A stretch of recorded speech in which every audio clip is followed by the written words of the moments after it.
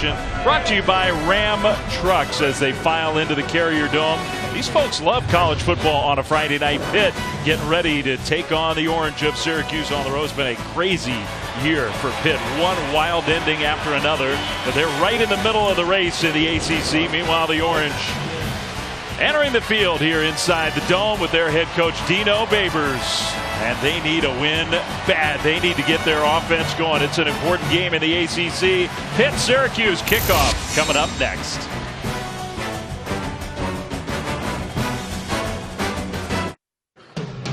There is someone walking behind you. Turn around. Look at me. There is someone. Look at me.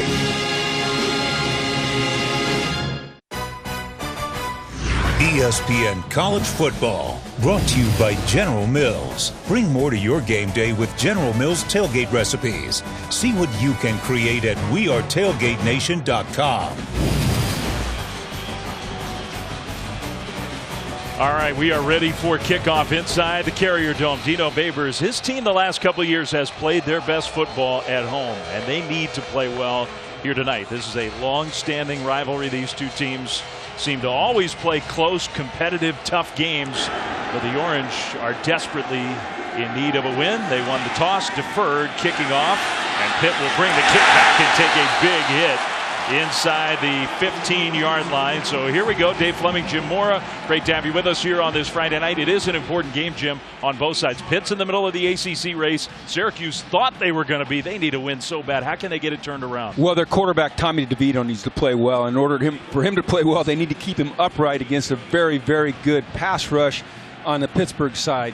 They've got to run the ball well. They've got to get some screens going, and then they've got to get the ball quickly out to Tristan Jackson, their playmaker on the outside. And I think they will also lean on a defense that has played pretty well. Syracuse had the nightmare game against Maryland defensively. A little pitch play for Pitt on the first play from scrimmage, and well pursued by the Syracuse defense. Maurice French with the carry. Let's go down to Paul Carcaterra.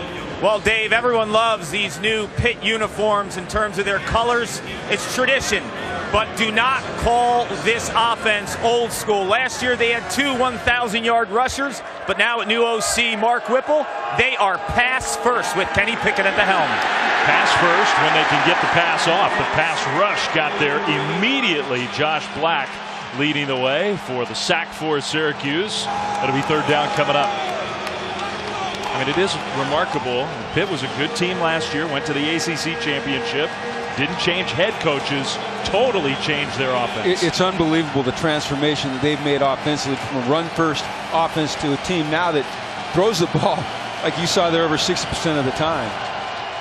You figure they're going to have to throw it here on 3rd and 8. And it will get loud tonight inside the Dome. Kenny Pickett pressured, throws, and that one is whistled in there nicely. Completed for the Pitt first down. Maurice French with the catch. Pickett took a little bit of shot too. He did. He stood in there now. He knew he was going to get hit. And you're right. He whipped that thing in there.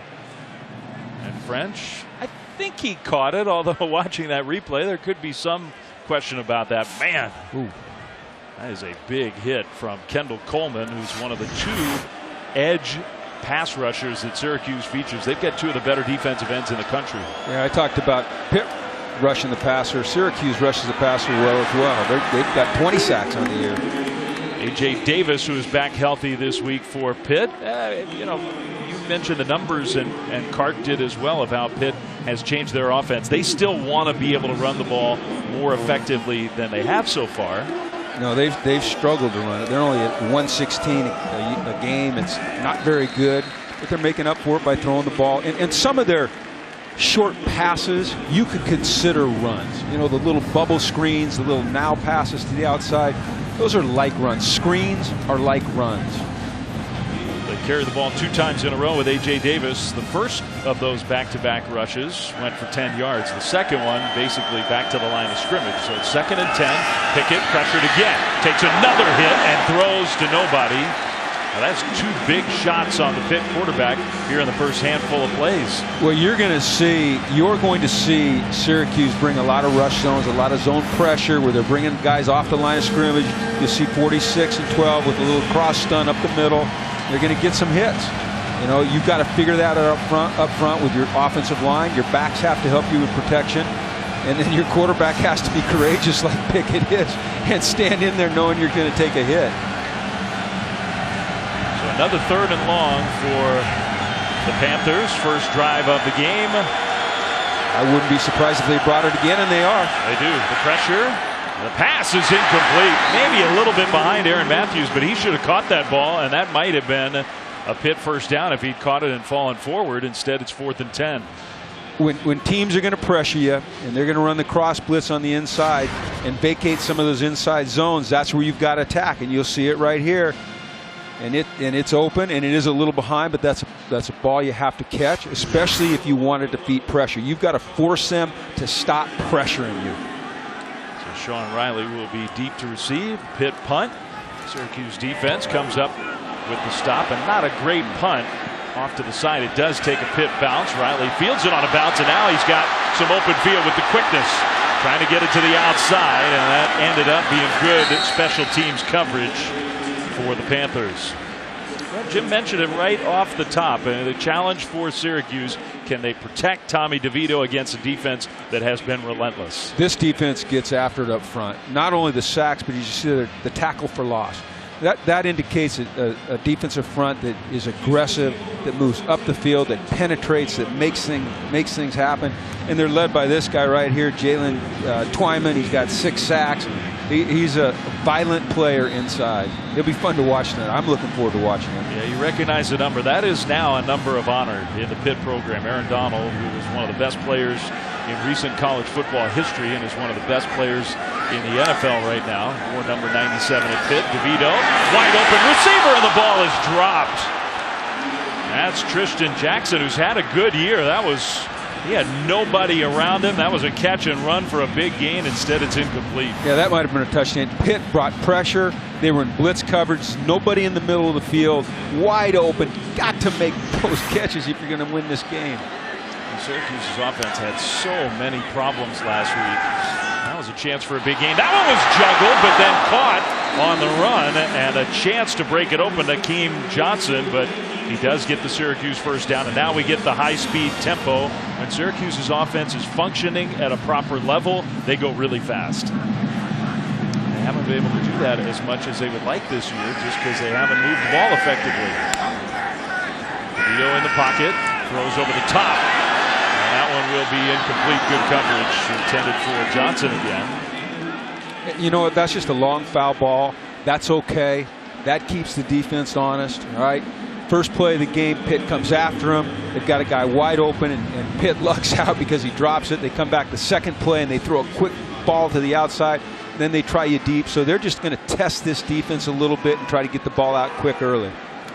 Syracuse's offensive line, which has had so many problems. DeVito throws that one to nobody, and he was getting pressured. And now to be 3rd and 10. The offensive line has not protected DeVito well. They've committed a lot of penalties up front. So you got a quarterback who's taken so many hits. He's banged up now. They're not specific about the injury, but essentially it's a rib injury. And it's not like they don't have any experience up front. They do. They lost some good players from last year's team, but they have guys who should be able to do a better job than they have. Pressure comes. DeVito is going to go down. So that time they could not protect their quarterback, and a very promising start with a big drop for Syracuse is going to end up with a punt. Well, Pitt brings pressure, and that's not something you see him do a lot. They'll rush with 4, but you see Johnson here. Really, that's called a jailbreak. I mean, they just overwhelm Syracuse's protection. But what's interesting there, Dave, is they threw the ball 5 straight times. They did. And that was the only time their quarterback was touched. You look at Pitt on offense, and I believe their quarterback was hit at least twice. So that is a good point, and that will be something to watch on both sides, because Kenny Pickett, the Pitt quarterback, is not 100% healthy. Hofrichter with a booming punt. Pitt will have the ball when we come back to Syracuse right after this.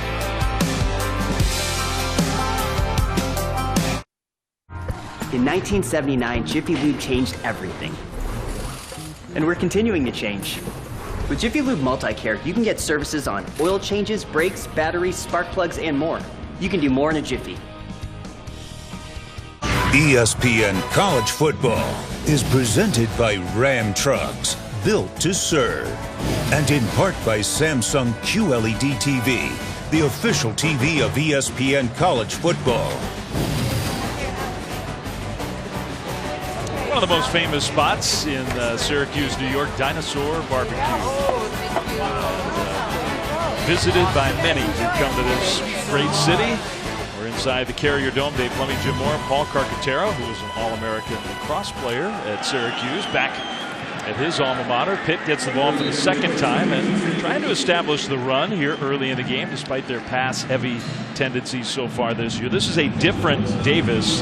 That's Vincent Davis. A.J. Davis started at tailback. They've got 4 running backs that they like. This looks like old Pitt. We're going to huddle. We're going to go 2 tight ends, 2 backs, 1 wide out, and we're going to lead and ISO at you. This is not what they've been this year. Well, it's an old-timey rivalry. These teams have played more than 75 times over more than 100 years of football history shared. That's Vincent Davis again. It'll be 3rd down and relatively short for the Panthers. This happens almost every play. There are not many teams. Maybe they're the only team that does it as consistently as they do. The quarterback goes to the sideline and verbally gets the play call from the offensive coordinator. Well, it's similar what the NFL does with the microphone and the helmet, because Mark Whipple can give them a little hint. Hey, look for this, look for that, very quickly. Center on 3rd and 1, not blocked very well and going backwards. Chris Elmore, who's a 2-way player, he'll play tight end and defensive tackle, made a heck of a play, and that drive ends very quickly for Pitt. It's a 3 and out. Well, they ran the same exact play 3 times in a row, just a lead week there, and Pitt had a little stunt. So we're moving the line, and we got penetration, got up the field, and we get the tackle for loss. Chris Elmore's neat story. He'll play a lot of tight end, play some fullback, get some snaps on the D-line. There aren't many 2-way players. He's a true 2-way player. And it's hard to do when you're a big guy, especially, because that takes some energy. That was a heck of a play. Another short punt and a good play by Riley to run up and fair catch. This would be good field position for Syracuse. When we come back here to the Carrier Dome, 0-0 in the first quarter.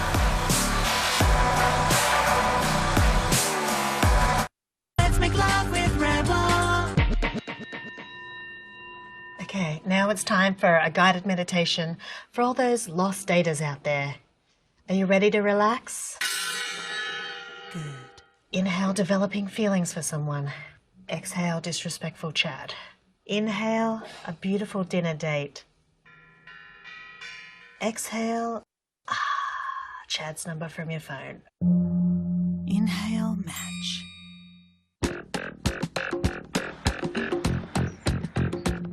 As your life grows, so do your needs. And with Bank of America and Merrill, the benefits you get can grow too.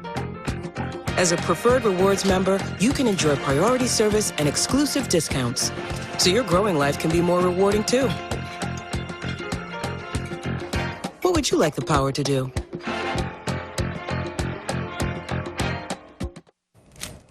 So how did you get into this? In elementary school, my buddy was able to solve it, so I just decided I had to be able to do it too.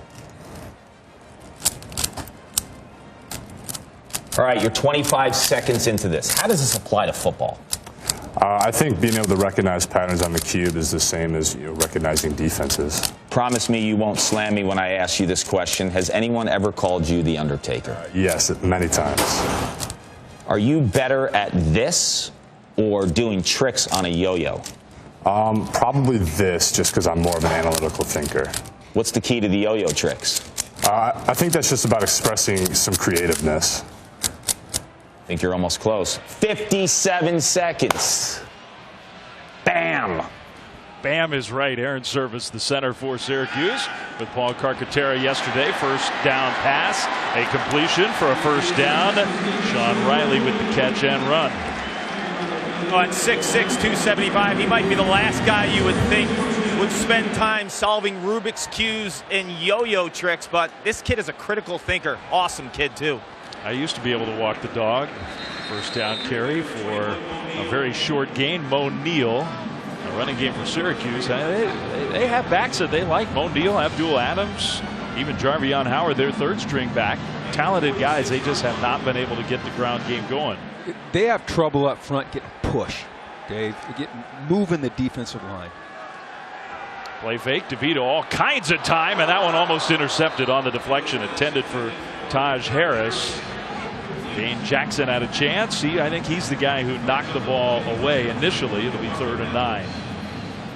I like what Syracuse is doing offensively right now. I mean, they're running the ball a little bit, but they're getting the ball out of DeVito's hand quickly, and they're taking some shots down the field. So they're trying to stretch this defense. See if Pitt brings any pressure here on 3rd and 9. Up to Aaron Service to solve that puzzle of the Pitt defensive front, because they disguise as well as just about anybody. They'll just rush 4 on 3rd and 9, and they get there anyway. Man. So that is the problem for Syracuse. It's been the problem all game long. They did not blitz. They just rushed their 4 down linemen, and a couple of them were in the backfield in the blink of an eye. I mean, it was overwhelming. As fast as they got to the quarterback. You just watch it here. And, well, first of all, they turn a guy loose, and that's been a problem for Syracuse's offensive line. Just some confusion in terms of protection.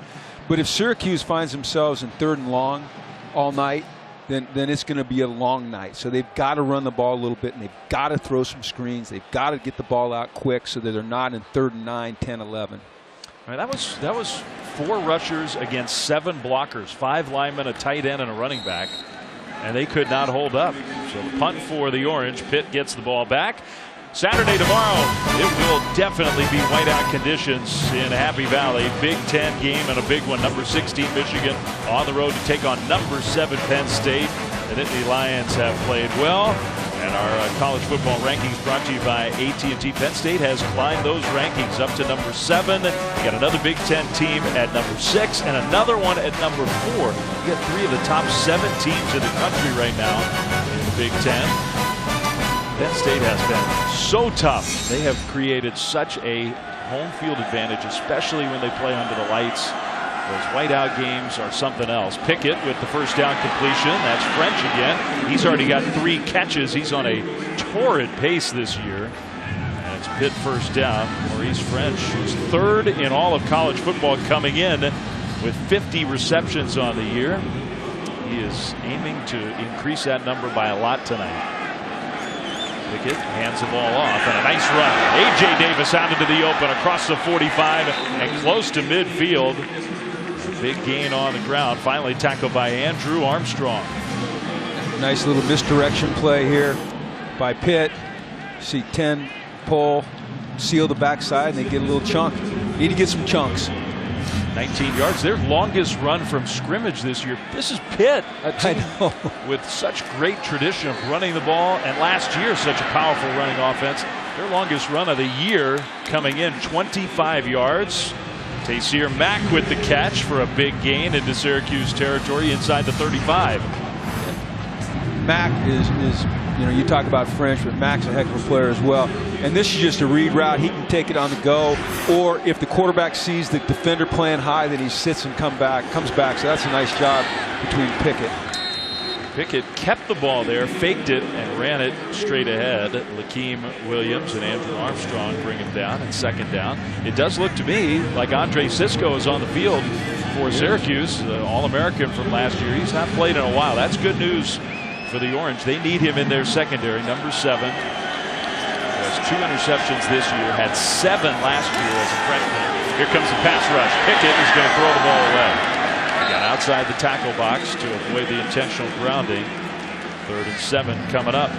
I'll tell you what, you don't see 2 quarterbacks under as much heat as you're seeing these 2 in 1 quarter of football very often. And we've got about 6 minutes left in the first quarter, and these guys have been under pressure the entire game.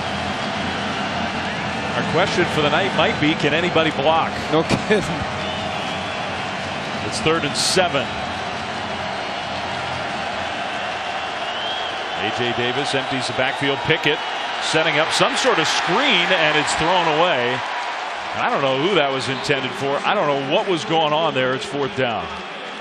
Dave, this is the old, you know, intentional grounding. There was a receiver in the area. This is the old okey doke. So you watch the offensive line, and they do these little roll blocks. Syracuse was really coached up on this. You see these guys do that little right here. See the cut blocks, and they read the screen and redirected. That's exactly how you play a screen from the defensive line position. You recognize the quick set, and boy, you react right now. That was outstanding. So now the long field goal try. Officially, I think it's going to be 47 yards. Alex Kessman, and that is up and good. Don't you like kicking indoors if you're a kicker? Don't talk to me in kickers. That was a booming kick, and Pitt gets on the board first. 3-0 Panthers here in the first quarter.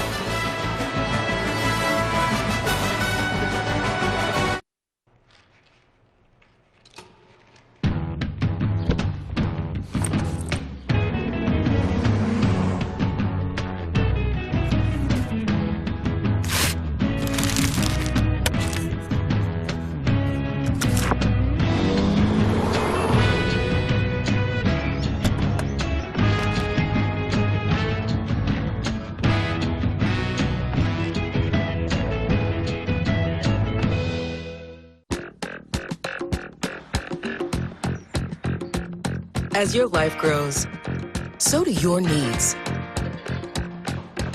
And with Bank of America and Merrill, the benefits you get can grow too.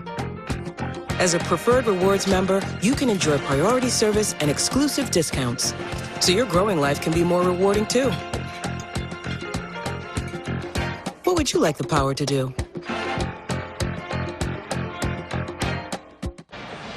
This season, for every field goal and extra point made by participating universities, Allstate will make a contribution to the university's general scholarship fund. Thank you, Allstate. A 47-yard field goal from Alex Kessman has the Pitt Panthers ahead 3-0 here in the first quarter inside the Carrier Dome on the campus of Syracuse, where the Orange are in desperate need of a win. They've got 3 wins. They have not beaten a Power 5 team yet this year. And their offense just has not played well against their best opponents. One big developing story, though. Kenny Pickett, the outstanding Pitt quarterback, took this hit a few plays ago, landed on that right shoulder. Kendall Coleman got him to the turf. Immediately you could see him flinch, and now, does that look like a flinch to you when he's trying to put the helmet on? And he headed back to the locker room with a couple of trainers alongside. So we will keep our eyes on Pickett. Nick Patty, who has some experience playing the backup, and they like Nick. He's a redshirt freshman. He is getting ready to come in the game the next time Pitt has the football. Abdul Adams is the tailback for Syracuse. And the Orange, who have had problems protecting the quarterback again in this first quarter. DeVito's going deep down the middle, incomplete and overthrown by a lot. Taj Harris was generally in the neighborhood. That's just a prayer. That to me is a throw by a quarterback who's a little bit skittish back there. I'm going to just get it out of my hands. I'm starting to feel a little bit pressure. I'm going to throw it where nobody can get it. You could understand if that is the case for DeVito. That's a flag and movement by the Orange. Full start. Number 57, offense. 5-yard penalty. Second down. Well, you go back to the Holy Cross game. Tommy DeVito took a hit late in that game. Syracuse was up big, and he was clearly in a lot of pain. Came off the field and went back into the locker room. And then last week they were on the road in Raleigh to take on NC State, and there were a lot of plays like that where he was backpedaling. He did not want to take any hits. Threw the ball away a couple times. We noticed several of those just sort of stretches, winces, whatever. Tommy DeVito is not 100% healthy. It's knocked away incomplete. More good coverage from Dane Jackson. He has just been hit so many times this year. Sacked 28 times. No quarterback has been sacked more often than him. Well, I would just say this. If you've got a quarterback that's beat up a little bit, you've got to help him. You've got to help him with your play calls. You've got to help him with keeping guys in protection. You've got to help him by getting the ball out quickly. He's on the run again. Yeah, moving in the wrong direction. Ends up throwing the ball away. So that's 12 plays from scrimmage. They've thrown the ball 11 times. 1 run play so far. At 4th and 15, Syracuse is going to punt again. And he's moving off the field gingerly. Yeah. See, that doesn't look like a guy that feels good right now. Well, that could be good news for Pitt. Yeah, Kenny Pickett, if my lip reading was okay, he said something like, "I'm all right." So it could be that he's going to be able to stay in this game. That's good news for the Panthers because he's played well this year.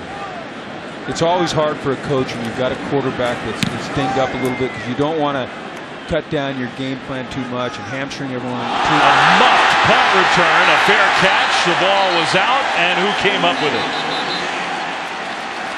Maurice French, the punt returner, came up. It wasn't a real long punt. Syracuse has the ball. Oh, that's a break and a big one. The field as if the kick was muffed by the receiving team and recovered by the kicking team. First down. Cameron Jordan ended up falling on the football, so French turns it over.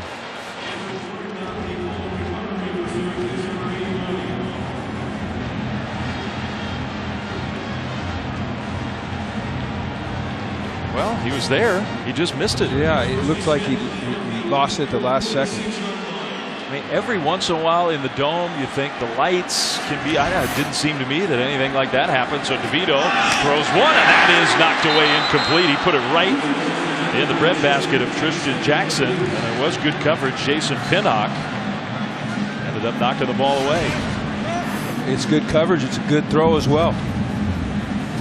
He's got to catch that ball. Hits it right between the numbers. And once again, that's how you help DeVito. That's two huge drops for Jackson already, and another flag thrown. Start. Number 64, offense. 5-yard penalty. Second down.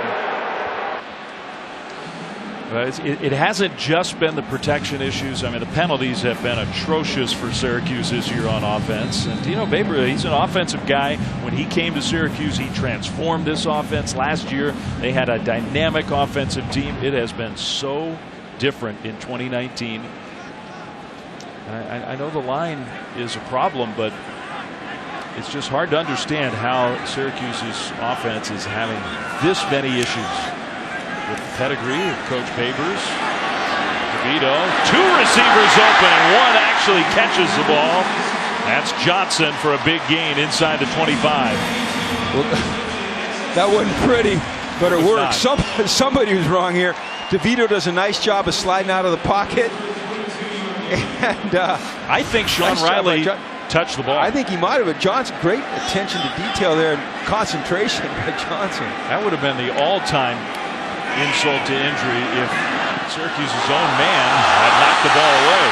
And a great cut from Abdul Adams for a nice gain inside the 15, about 8 yards for Syracuse on first down. He's a talented guy. Started his college football career at Oklahoma. There are a lot of folks around here saying, maybe we should get Abdul Adams the ball a little more often. Let's find a way to get him the ball. He can make something happen. So the Orange come up with the special teams turnover. Now whistles and a timeout. Pat Narduzzi takes the timeout. So we will take a break ourselves. The Orange on the move. 3-0 Pitt with the lead. First quarter in Syracuse.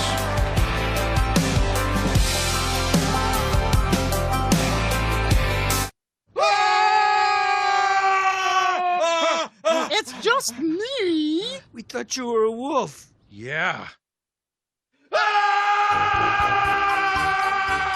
Portal from Facebook.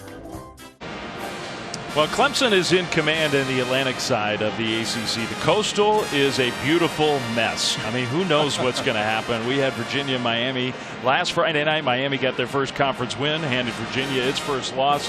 So you got 3 2-1 teams: Duke, Virginia, Carolina. Pitt trying to get their second win, improved to 2-1. I mean, I think Miami, Virginia Tech, they both feel like they're still in the race. It could be crazy in the Coastal of the ACC.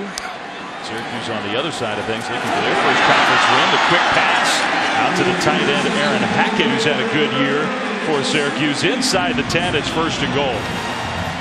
There we go. Run the ball a little bit. Yep. Throw it quick to your tight end. Now we're taking care of our quarterback, and he'll start to get some confidence now. You got Adams in the backfield alongside DeVito, who's going to throw the ball. He looked one way, had nobody there, and now he takes a sack. And in this part of the field, that's not supposed to happen. Well, there goes that confidence I was talking about. Watts was there, among others. Amir Watts has had a good season. Everybody up front is playing well for Pitt. Well, Pitt plays a style of defense up front where they're always moving up the field, and so they're playing run on the way to the quarterback. Does that make sense? It does. Okay, so everything they're doing is hitting a gap, and if they see a high hat, boom, they're going. If they see a low hat, then they're setting it down and playing for the run, but everything is aggressive up the field. Another play fake. DeVito throws incomplete. Riley looking for the penalty flag, but no flag is thrown. DeMar Hamlin, the safety, in coverage. It's 3rd and goal. And I do think, look, if I'm a Syracuse fan, I am wondering, okay, we ran the ball effectively, had a little quick hitter. Now we've been sacked and thrown an incompletion. It's 3rd and goal, but we're back at the 15-yard line. Abdul Adams, talented guy. We're going with a little trickery here. Break out the formation. So nobody in the backfield, and DeVito is under center. We'll throw it very quickly to Riley, who gets a block and gets upfield, but nowhere close to the goal line. Now there is a penalty flag on the field, closer to the where the ball was snapped. Number 52, offense. 10-yard penalty. 2nd down. Dave, you know how much time they spent this week on that play, lining up in that formation and shifting? They spent 10 or 15 minutes in meetings. They probably practiced that 6 to 8 times. That was all time that they could have spent doing something that they want to master. And Penalties decline. Yep. 3rd down. By the way, I don't think it's 3rd down. It was 3rd down. The penalty was declined. That should mean it's 4th down. Am I wrong on this?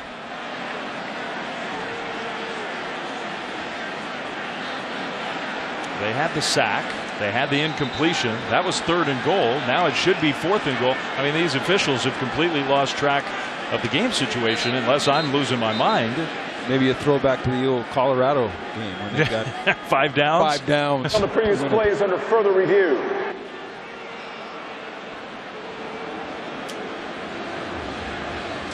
I also don't think they spotted the ball properly, because if you decline the penalty, you accept the play, and they put it at the original line of scrimmage. So Stuart Mullins and company, they got some stuff to sort out. They got every single part of this incorrect, I believe. Because ultimately Pitt did decline. I mean, I think Pat Narduzzi was a little confused there. I think the replay officials figured out what was going on. Pat Narduzzi looks unhappy. The ball should be like around the 9-yard line. Right. They got 5 or 6 yards on that little play where the holding penalty occurred, and the penalty was declined. All right, let's make sure. 3rd and goal from the 15. So they had the hold. You could see the hold clearly. Then the gain down to about the 10, which they didn't spot off. So, I mean, that play is going to count because they declined the penalty, and it's going to be 4th and goal from the 10. Now, if they decline it, the ball would then be on the left hash as well. And they've got it on the right hash. That is also true. So there we go. There's there was something I missed that they got wrong. Let's add another layer to it. Yeah, so that's probably part of the reason why this has taken a little extra time, because you have to get all those little details correct. Well, they'll figure it out. I have the utmost confidence in officials. Does that sound like an ex-coach or what? Well, sometimes that tone is warranted, and this would be one of those times. I always found this. If the officials communicate, if they made a mistake, but they communicated with me, you're okay with it. On the review, the ruling on the field is confirmed. It is 4th down. That's key detail. Now, they need to correct where the ball is, and now they're finally doing that. There they go. All right. So the field goal unit is going to come on, and Andre Schmidt, the All-American kicker, is going to try to tie this game. After all that, the special teams turnover for Pitt, nice positive yardage for Syracuse. The whole drive sort of went to heck there at the end, and then we had the confusion on the field. So it's 4th down. Schmidt has not attempted that many field goals yet this year, 6 for 7. This should be automatic for him. Just 28 yards to tie the game. And we're still making sure that we got everything correct. Okay. And you can hear some boos inside the dome. They're probably working on the clock right now. It really shouldn't be this hard. That's the look I have on my face. Look at Dino in the background. Yeah. Okay, want to make sure that we get the spot right. Review, the ball is in the right spot, 4th down. Okay, guys, we're good. Let's play ball.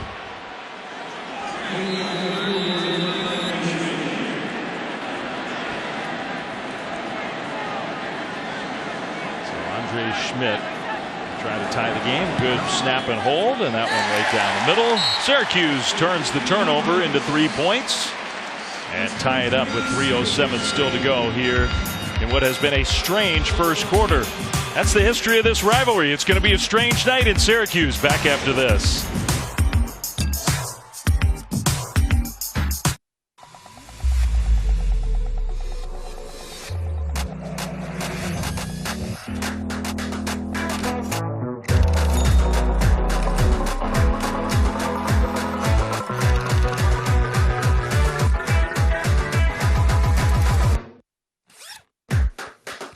The world's never gotten enough of it. So, we proudly bring you more of it. The new 911. Timeless machine. All right, we're back. They just kicked the ball off ahead of us for a touchback, so they're really taking care of us tonight. 3-3 is the score, 3:07 in the first quarter, and it does look like Kenny Pickett is going to lead the offense out on the field for Pitt, which is good news for the Panthers. He went into the locker room after their last possession. Kark, you got any news on Kenny? Yeah, Kenny sprinted by me moments ago, threw 3 darts, told his teammates he's fine. This is a mobile quarterback who can make plays with his feet, but he told us yesterday he's using his feet and scrambling to throw instead of scrambling to run this year with Mark Whipple, the OC. Little pitch play to the left side and a nice hole and a big run for Pitt. They are moving the ball on the ground tonight, close to midfield. That's Malik Carter, the sophomore with a lot of speed from West Palm Beach, Florida, 21 yards on the ground. Good little toss play to the outside there. You're right, when they commit to the run, they're having some success running the ball. Still pretty good at it, despite the lack of success overall for much of the year. A little draw play, and that was read beautifully. Man, Kendall Coleman is everywhere on the defensive line. He's probably been the best defensive player for Syracuse this year, and that was another big-time play. This is the old NFL ISO draw right there with the fullback on the lead. And what's happening with Pitt, Dave, is that when they run the ball with the quick hitters or the quick tosses, they're getting yards. But when they're trying to run those ISOs and those slow developing plays in the backfield, they're not having as much success. 2nd and 12. Pickett in the pocket, throws middle, caught and turned upfield for a Pitt first down. That's Nakia Griffin-Stewart, the senior grad transfer tight end who started his career at Rutgers. First down, Pitt. Gain of 13. You know, just to revisit what Kark was talking about, what you've been talking about. I mean, Kenny Pickett can move. He can run the ball, but it's not just that he wants to keep his eyes downfield and complete some passes as opposed to just tucking and running anytime there's any pressure. It's also that Pitt does not want to get him hurt, and he's been banged up like Tommy DeVito's been banged up, and so they're trying to protect him a little bit with their play calling. There's a pitch play and a throw back to Pickett, who's going to throw it forward, and he's got a man wide open, juggled but caught, and it's going to be a touchdown, Aaron Matthews. Now there is a penalty flag. Did he throw the ball forwards for that first pass? The first pass has to go backwards, and I don't know that it did. The flag got thrown, so that might erase what was a pretty cool call and a well-executed play by the Panthers. The forward pass, throwing a second forward pass during the down. Number 8, offense. 5-yard penalty from the spot of the foul. Loss of down. 2nd down. 5-yard penalty, and you lose the down. Plus, you lose the long touchdown game. Pat Narduzzi did not agree. Now, let's see if we can see. Was the pass forward? Ruling on the previous plays under further I don't think it was. No, that was backwards. That's backwards. That play. The second forward pass was forward. The first forward pass. Well, I think that one's going to be overturned. That penalty flag should be picked up. Don't you think that was backwards? I think it's absolutely backwards. I think it'll absolutely get picked up. Well, it wasn't a pretty pass. It wasn't. Back to Pickett, but it was definitely backwards. Yeah, I think to me that was released at the 49 and caught back at the 50. That was a yard, good yard. And if it's dead even, that is not a backwards pass. But I think so. It has to definitively go backwards. But to me, it did. Yes. So I'm guessing that's going to be overturned, and the fans here are going to be unhappy. That's going to be a touchdown. Maybe not quite as dramatic as the famous Pitt special against UCF at the end of the game, where Pickett caught the touchdown to win the game. A huge win for the Panthers, but still pretty cool.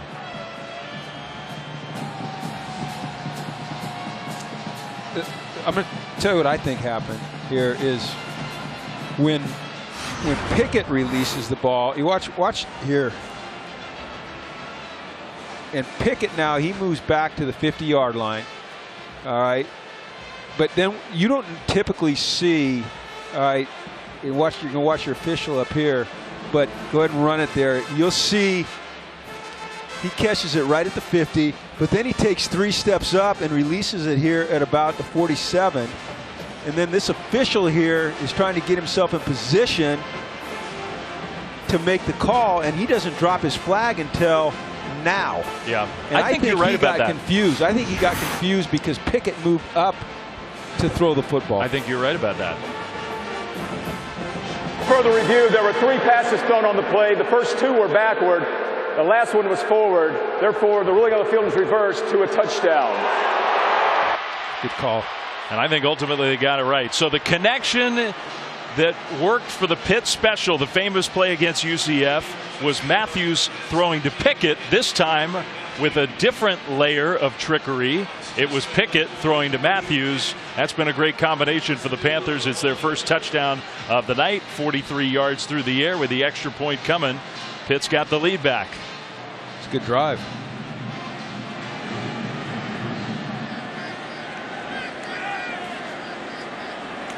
So Kessman with the extra point. It is up and good. All right, one more look at this, a penalty flag on the extra point. So we got to make sure that kick is going to count. Offside, number 10, defense. Penalties decline. The point is good. Point is good. All right, so this is the play that just happened here in Syracuse. Pickett, a little pitch back to A.J. Davis. He did throw backwards, and I think you're right. The shuffle step forward threw the official off, but it was Pickett to Matthews in this instance in Syracuse for a very cool touchdown. This was a few weeks ago at home. End of game, 4th and goal. Davis to Matthews to Pickett in the end zone for the touchdown and ultimately the win. How many more times is that play going to work? I don't know. I get why you're asking that question, because it very famously was used in the Super Bowl and whatnot. But I still think in the heat of the moment, it has to be a tough play to defend. It is, because you don't account for the quarterback. But, you know, your radar's got to go up when that quarterback starts moving down the line of scrimmage. I do think you're right. So A.J. Davis and company celebrating on the sideline. That kick will go into the end zone for a touchback. Well, Pat Narduzzi, he's had a history of these wacky plays, crazy endings, and ultimately big upset wins. They took down number 2 Clemson back in 2016. Nobody saw that coming. And then a number 2 team, a different one, the Hurricanes of Miami, 24-14 in 2017. Sort of ruined Miami's season this year. UCF was undefeated, number 15, talking about being in the playoff. Pitt ended that talk. And the overall record, not spectacular. The ACC record, a little better than that. But if you like the dramatic, if you like the chaos and the upset wins, Pat Narduzzi is your guy. And this wouldn't necessarily be an upset, but it would be a great win for the Panthers. DeVito under duress immediately. And he's going to throw toward the sideline. That'll be caught, but yeah, inbounds. So that is a legal catch. Tristan Jackson with the catch. At least Syracuse got some positive yards there. They're going to have to clean this up. I mean, Tommy DeVito is running for his life every time he takes a snap. Final minute of the first quarter. It's 2nd and 8. DeVito across the middle, and that's a catch wide open. Jackson makes a man miss for a Syracuse first down. They've had some good plays. They just lack consistency of any kind right now on offense. You're right. I mean, they've had a couple big drops. Big drops. The penalties, the missed blocks up front. So first down, Syracuse. Handing the ball off. Straight ahead run out to the 40-yard line. That's Mo Neal. When you're struggling on offense, those unforced errors, they compound. Talking about the penalties, the false starts, when the drop balls, the miscommunication up front, the offensive line, and it just kills you. 2nd down and 7. Neal's going to leave the backfield. Could be the final play of the first quarter. DeVito tucks and is going to get crunched. Man, if those ribs weren't feeling good, they may be feeling worse now. DeVito is going to take a few extra moments to get up off the turf. Man, he's all right, but that may be a relative term. So a rough first quarter again for the quarterback of Syracuse. They'll regroup and have a 3rd down coming up. When we come back, it's a big game. It's a physical game in the ACC. Pitt and Syracuse, 10-3 Panthers.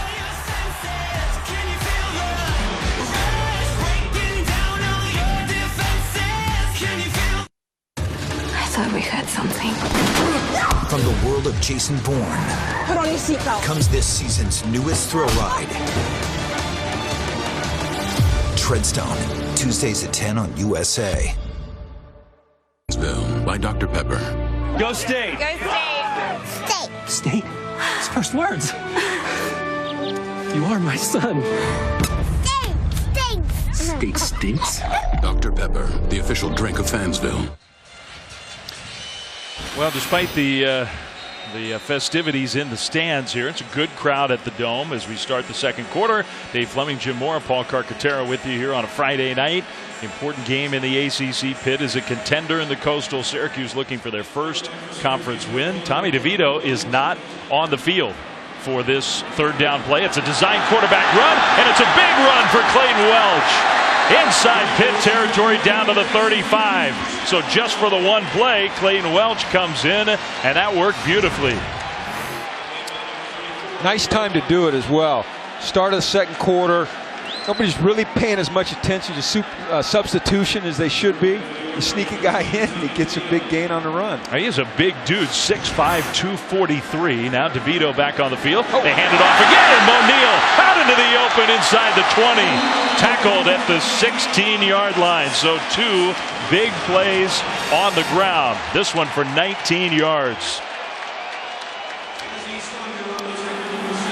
That one play call on 3rd and long may have sparked this Syracuse offense. Now we'll see inside the red zone. DeVito whistles one to Riley.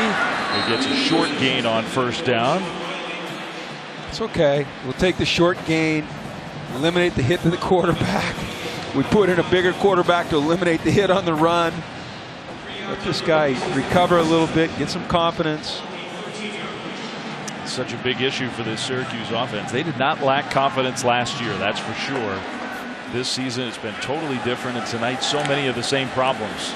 Play fake, DeVito throws that one on the money. But an open field body slam, my goodness.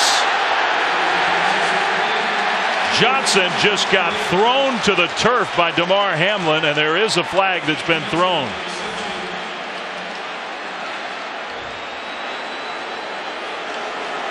I thought that was a legal tackle. It was brutal.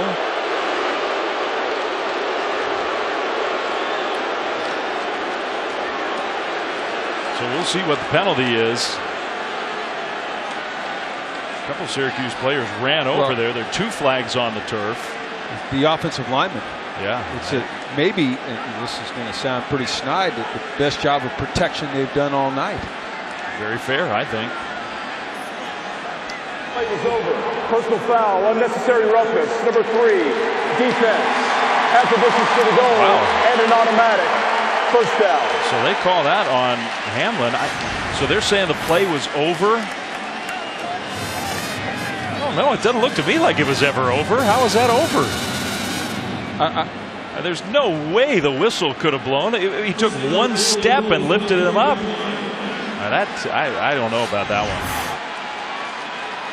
That has not been a good first half for this officiating crew. I don't see any way that was legit. That one incomplete, and that could have been caught for a touchdown.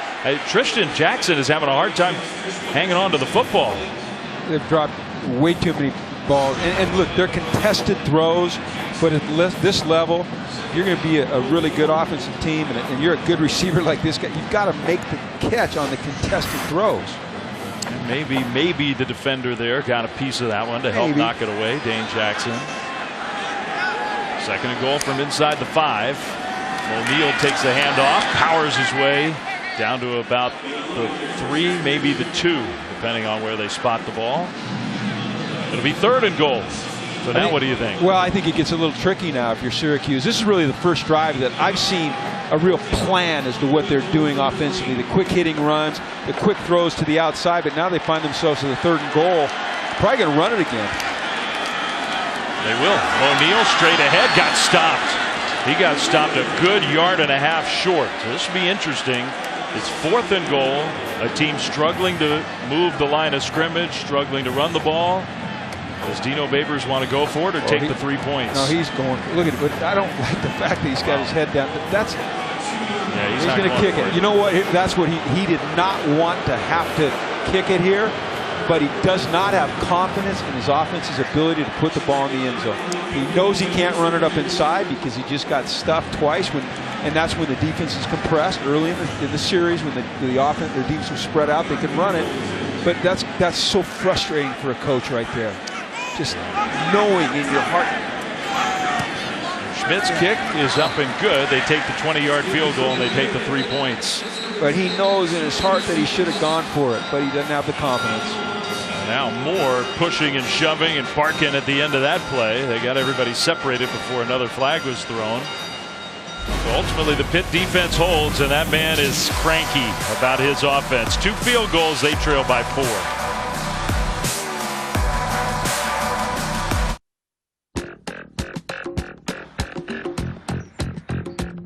As your life grows, so do your needs. And with Bank of America and Merrill, the benefits you get can grow too. As a preferred rewards member, you can enjoy priority service and exclusive discounts, so your growing life can be more rewarding too. What would you like the power to do?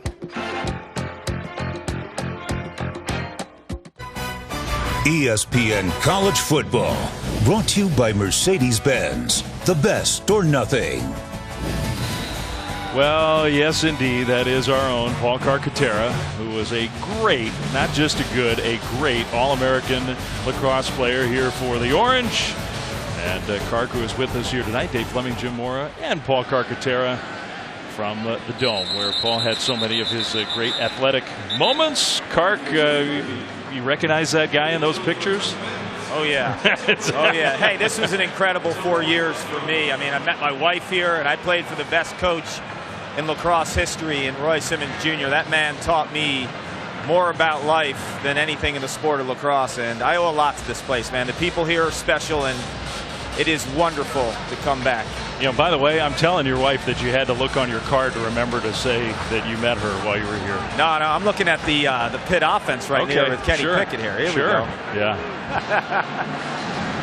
Kenny Pickett is in the game. He went to the locker room in the first quarter with a shoulder issue. A little fly sweep and a nice play for the Pitt offense outside the 30. That was Jacques Louis. They said they were going to try to get him involved in the offense a little more. He's got some speed. They hand him the ball. Starting the game with that jet sweep. Yeah, that was a few years ago when Matt Canada was running this Pitt offense. That was a big part of their offense. The snap dropped and Pickett was already down on a knee. So on 2nd down and short, the loss of yardage is going to set up 3rd down. You see the Rams run jet sweep all the time in the NFL. What I find interesting is how many what are considered college concepts are making their way to the NFL. You see it more and more. Yes, sir. 3rd and 8. That's probably the loudest it's been now inside the Dome. Pickett steps up, throws on the move, and that one is right on target for a first down. Pitt outside the 40. That's Jacques Louis. Second time he touches the ball on this series. First down, Pitt. Well, that was a nice job by Pickett, avoiding the rush, getting the edge. Syracuse does a poor job with contain, but knowing he's going to take a little shot, still putting it on target. That was a good throw. So it's first down. It's a big conversion. Pickett throwing again. That one was low and couldn't be scooped off the turf by Jacques Louis. So it's second down. Pickett's still working that arm. You see that? He is. Still working that arm a little bit. It's bothering him. He's cutting it up, though. I think you mentioned how he knew he was going to take a hit on that third down conversion. I think that shook him up a little bit. Well, he's put him in wildcat, put him out at receiver. Yeah, he's hurting. Let's let him get a hit on the outside. Davis takes a direct snap and turns it upfield with some powerful running out to the 45 to set up third down. This is about as diverse a run game as I've seen. You're seeing jet sweeps. You're seeing that inside counter or power out of wildcat. You're seeing the two-back ISO or lead plays. You're seeing some quick-hitting traps. And that's diverse. Not many people have this diverse of a run game.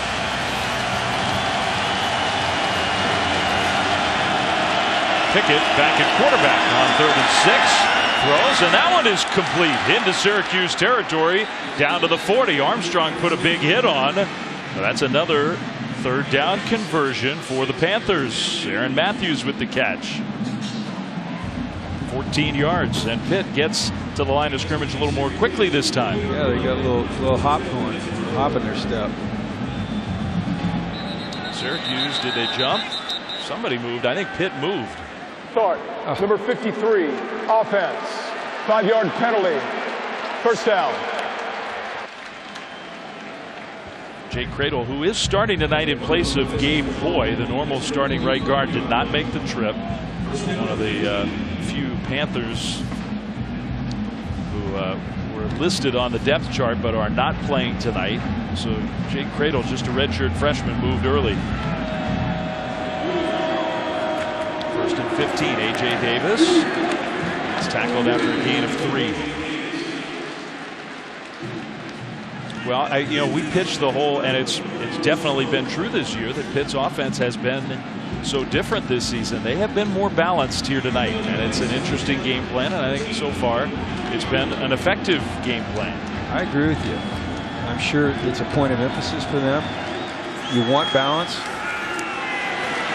the pocket, Pickett knocked down, incomplete. Nice job. Nice job by Armstrong. He's coming off his best game as a college player against NC State. He made 14 tackles, had an interception. He was everywhere.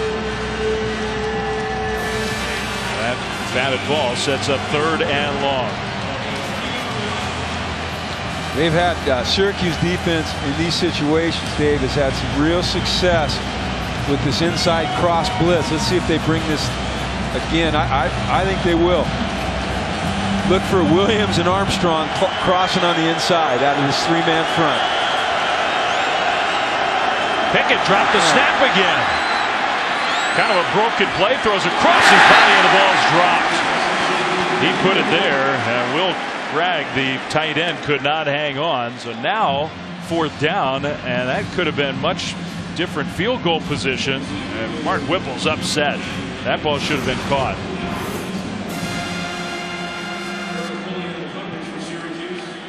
That was a tremendous job by Pickett of avoiding the rush, because there was middle heat. Once again, Syracuse didn't put an edge up on the left side. He's able to get outside. Got to help your quarterback out there. Man, Mark Whipple is unhappy. That would have been a field goal try for a kicker with a lot of leg. Instead, it's a punt. Fair catch inside the 10, made at the 8. So that's a break for Syracuse. The Orange offense back on the field, down by 4 right after this.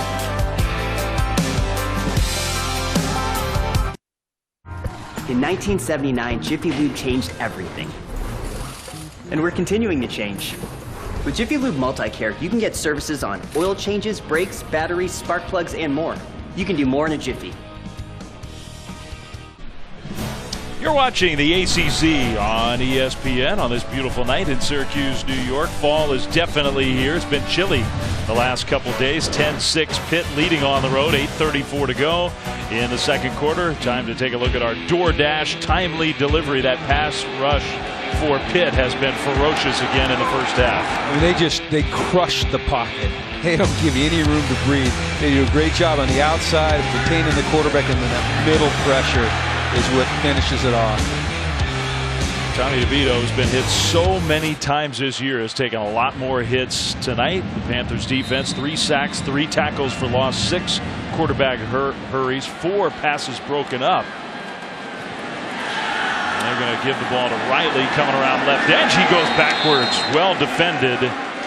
Clayton Welch, by the way, was in the game as the quarterback there, and DeVito's going to come back on the field. So they used Welch to quarterback run on a big play just a few moments ago. This time he handed the ball off, and they lost 3 yards. I'm not sure he made the right decision. That was a zone read. I think he and Dino there are talking it through, but he probably should have kept there and brought it out the backside. So now from the shotgun in front of the end zone, DeVito steps up. Going to try to run and get away, cannot. Tripped up and tackled right near the line of scrimmage. 3rd and long coming up. This is a tough situation that Syracuse has put themselves in. Again, now you've got a 3rd and 14. You haven't had any success protecting your quarterback. You're going against the top sack team at this point now in the country. To me, this is a good time to run a draw. DeVito, that was not a perfect snap. They pressure in the end zone. DeVito just gets out of the end zone, takes another sack. So they did not. Well, they did not call a run play or call it conservatively, and that almost really cost him. That was John Morgan. You know what happens, Dave, is coaches are fearful of the word you just used, and that's conservative, because it's like the plague on you if you get the reputation that you're conservative. And so then you make decisions like that, which are not great decisions. And you know what? You've got to play to win the game, not to appease the fans. The fans will be appeased if you win the game. You don't win the game when you take sacks like that. I think that's absolutely right. So now punting from the back of the end zone. Quick release by Hofrichter. He did well to get that one off, but it's a very short punt. French made a fair catch signal, I thought, and then took a big hit. That's got to be a penalty, right? I thought he made a fair catch signal. Maybe he didn't. Maybe he just sort of stutter stepped as he came up to catch it. Maybe he meant to. Yeah, that right arm started to go up, but he did not. That was a good no call. Pitt has the ball in great field position after this.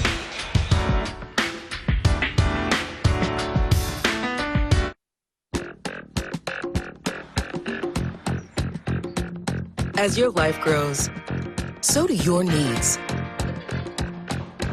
And with Bank of America and Merrill, the benefits you get can grow too.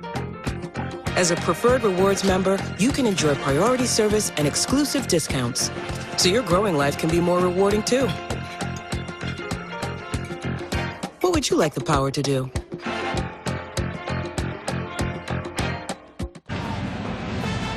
Well, Pitt's defense did a good job setting up the offense inside the Syracuse 40. They will start at the 39-yard line, 1st and 10.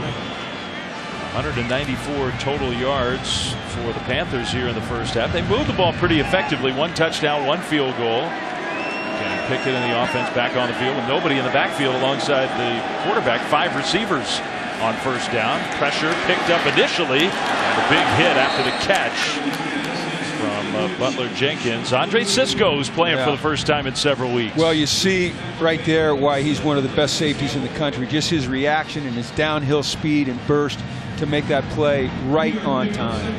And that was Jacques Louis who actually made that catch. So 2nd down and 8.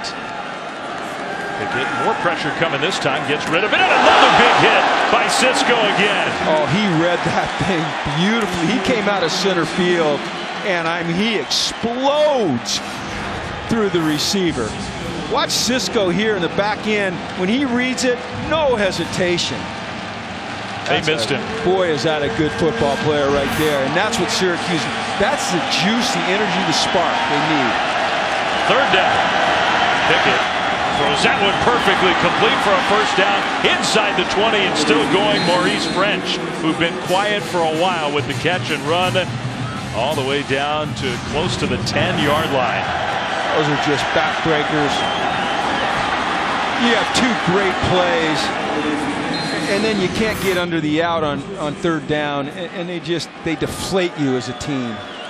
They've had some big third down conversions, Pitt has. They hand the ball off here, straight ahead running, inside the 10, all the way down to the 5. Malik Carter, who's got a couple touchdowns on the year. He's got some talent. And timeout as a Syracuse player is down. That's Trill Williams. He's one of their best. And holding that left ankle, obviously in a lot of pain. Media. So Williams on the turf. Hopefully he's all right. 10-6 Pittsburgh, but on the move back after this.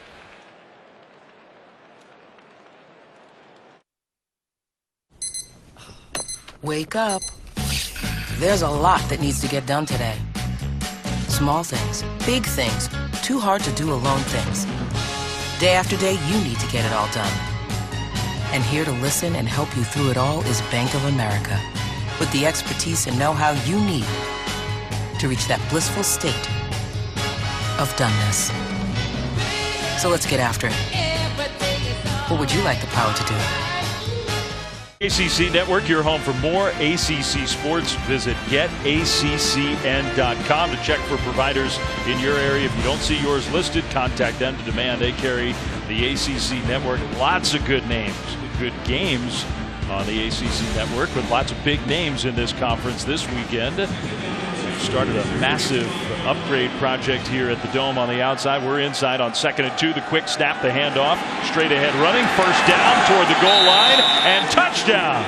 A.J. Davis. Pitt was not wasting any time. They came back from that timeout, got it snapped, got it into the arms of A.J. Davis, and the Panthers extend their lead. Clem, that's old school Pat Narduzzi power football right there. They brought the big men in, extra tight ends and extra linemen, and they ran the counter OT. That's an off guard, the off tackle. I think they are clear. They were excited to get A.J. Davis back and healthy this week, and he's been a difference maker for them. Testament with the extra point. It is up and good. So the Panthers offense took advantage of their defense, getting them good field position. They converted a big third down, and ultimately with that guy, they punch it into the end zone. 17-6 back in 30 seconds.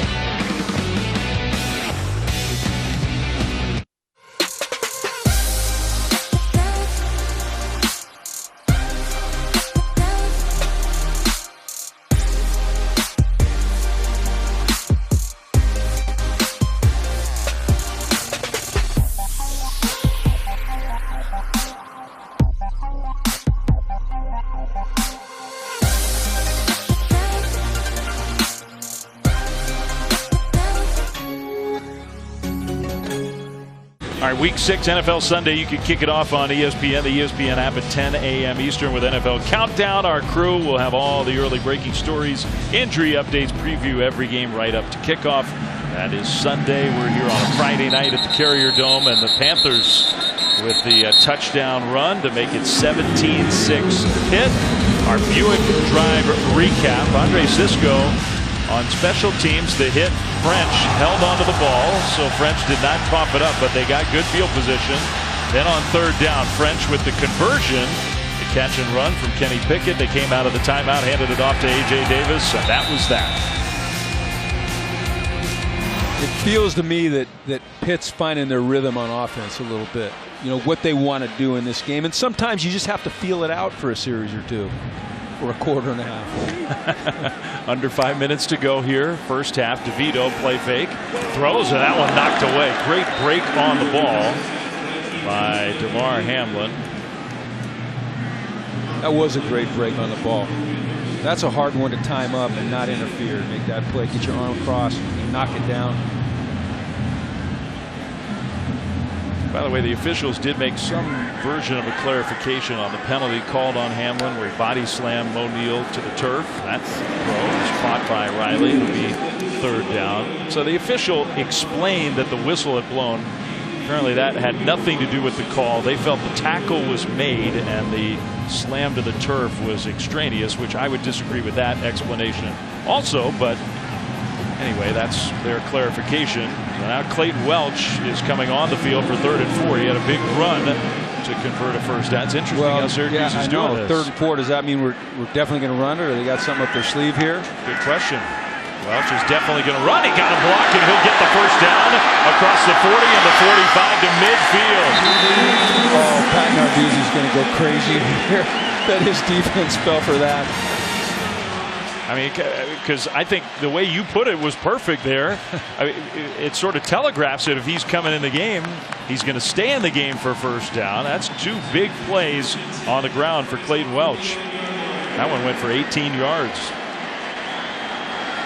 Pitt trying to get lined up. They wait and make Syracuse wait, so the Panthers substitute, and they finally got their extra player off the field, so no penalty. Welch throws, and it's knocked away. Hamlin's playing a heck of a first half.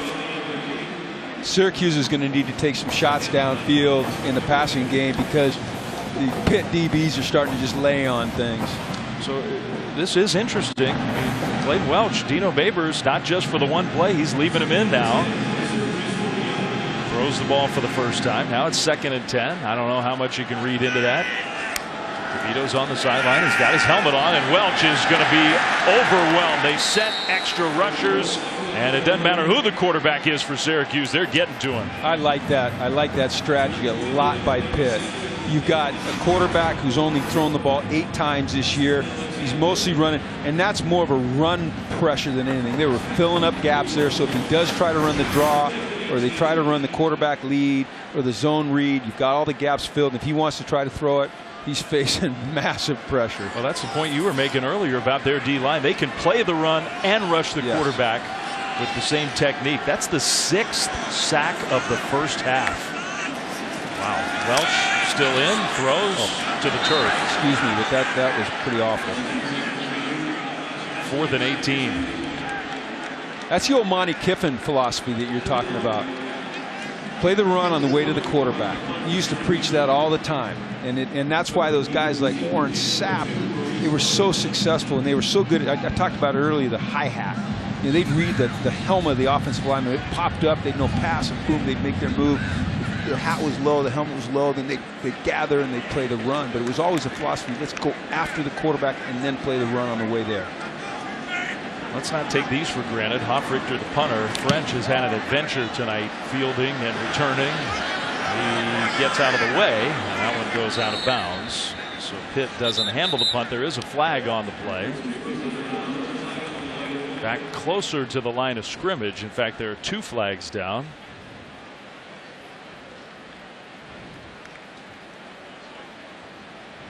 Panthers lead 17-6, getting the ball back here, we think. The kick, holding.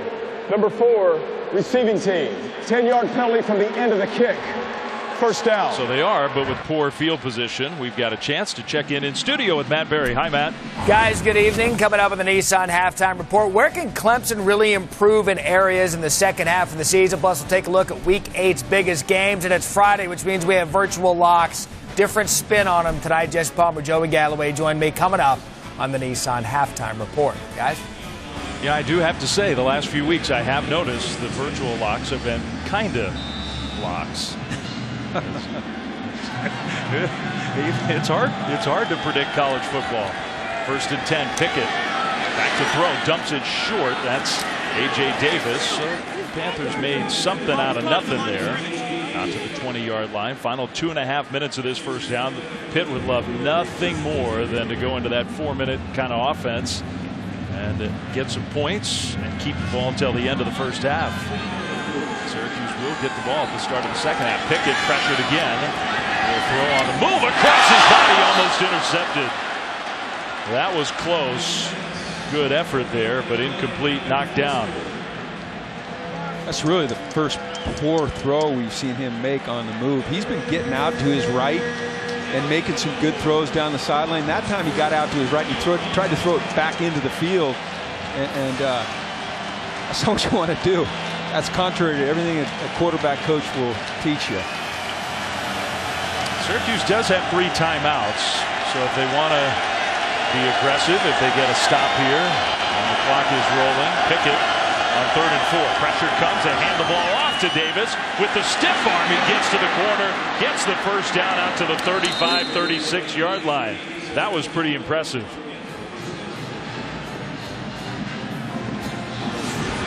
Wrong team here, but remind you of someone that used to play here at Syracuse. Little Jim Brown. Boom! Get off me. Wow. That was a heck of a stiff arm. Number 44 would be proud. All of them.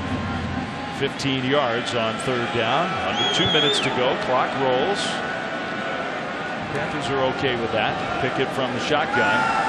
Blitz. Pickett on the move. Throws incomplete.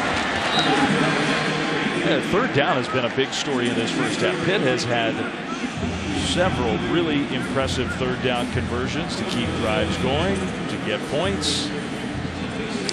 Kenny Pickett generally is playing pretty well. 11 for 20, 159 yards.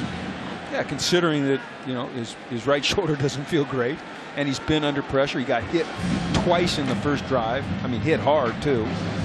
He went to the locker room. Yep. We were not sure he was going to continue in this game. Came back out, said he was okay. He's taken every snap. 2nd down, 4-man rush. Pickett takes a hit and throws incomplete.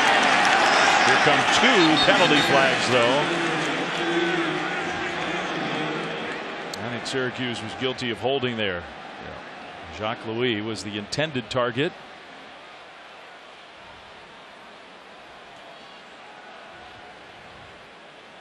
Maybe pass interference instead of holding. Pass interference, number 24, defense, automatic, 1st down.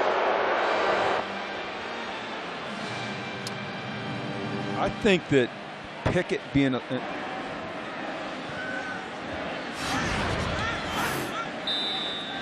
see if we can see. Yeah, well, that's a little bit of, look, that's about 3 holds. Wow. I'm going to agree with Alan Stritzinger. Remember, Trill Williams, who was the starting nickelback, had to go to the locker room with an ankle injury, so Alan Stritzinger is in the game for him. Now after the run play, Pitt across midfield is going to use a timeout to stop the clock. 1:31. This will be a 30-second. 2nd and 6 coming up. A 30-second timeout for the Panthers. You know, I started to say this before the replay, but I think that Pickett being a little bit dinged is forcing Pitt to lean a little bit more on their run. And I think that's a good thing tonight because they're having success running the football.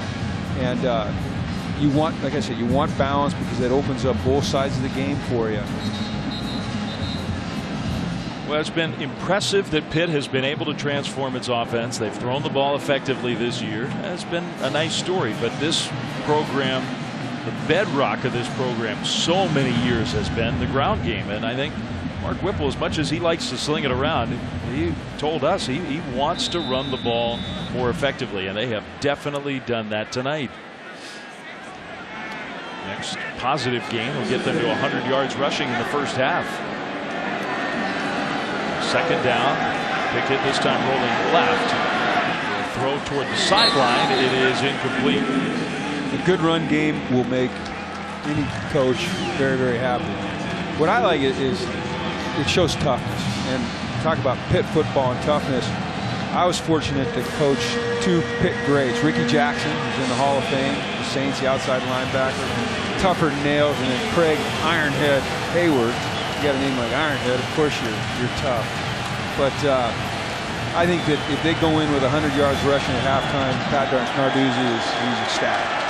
Says I'm controlling the game. Big play for the Syracuse defense. They need this. 3rd and 6. They bring pressure, but it's picked up, and that leaves the receiver open. French, who makes a man miss. Inside the 40, down to the 30, cutting across the field. Still on his feet. How many Orange defenders will it take to tackle Maurice French? Now, he's hurting at the end of that play, but a big gain on 3rd down. They are definitely in field goal range now. They're going to wind the clock as French gets up and now goes down again. That's a nice little pivot move. And it all started there, Flynn, with the protection inside. Syracuse brought that inside pressure again. Their offensive line, their backs picked it up, allowed French to work the defensive back there and make the play.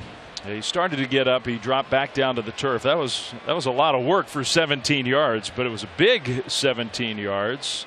So a 30-second timeout. Be back right after this.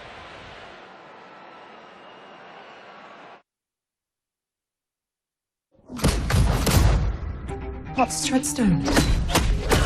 An unsanctioned black ops program run amok. If somebody's bringing it back, we need to stop it. Treadstone. Stream the premiere episode on demand. Maurice French with 2 Fs, 3rd in the country in receptions coming into this game. He's got 4 on 6 targets in the first half. Pitt's really playing well. 17-6. The clock is going to start now. French appears to be okay. We are under a minute to go in the first half. Pickett from the shotgun throws that one down the seam, incomplete. Stops the clock intended for Aaron Matthews. Syracuse is bringing pressure from somewhere every single play. And the Pitt offensive line and backs have adjusted, and they're doing a really nice job right now of picking it up. Brian Ward, their defensive coordinator, trying to figure out something to slow down this Pitt offense. Panthers, I'm sure, feel they got a field goal kicker with a big leg, but even though they're in field goal range, they would at minimum like to get closer for an end of half field goal try. They'll hand the ball off. A.J. Davis spins away from a tackle. First down inside the 20. Still going inside the 15. A.J. Davis is having a heck of a first half. The Panthers now don't have to think about field goal. They can think touchdown. And they can take their time. 17 more yards on the ground, well over 100 yards in the first half.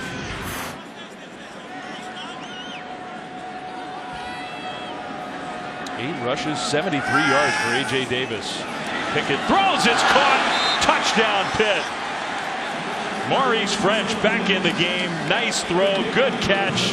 The celebration from Kenny Pickett and company.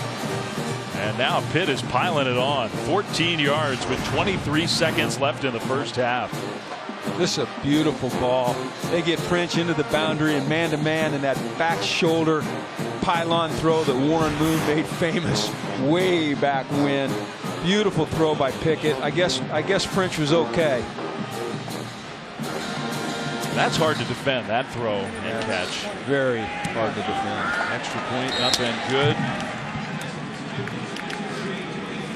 So what an impressive 2-minute plus drive for the Panthers. 10 plays, 85 yards, and that capped it off. Remember, they had the penalty on special teams that pinned them way back at their own 15 to start that drive. They were aggressive, converted a couple big third downs. You know what hurt them on that drive is not having Trill Williams in there at nickel, and Alan Stritzinger, who came in and they got him matched up a couple times on Maurice French, and one was the penalty, then the other one when he got pushed inside and pivoted out. That hurt him. You lose a starter of the quality of Trill Williams, and your backup goes in, and team notices it and they attack him. We were talking about the rushing totals. Pitt has now matched its season average for rush yards in a game before the first half comes to an end.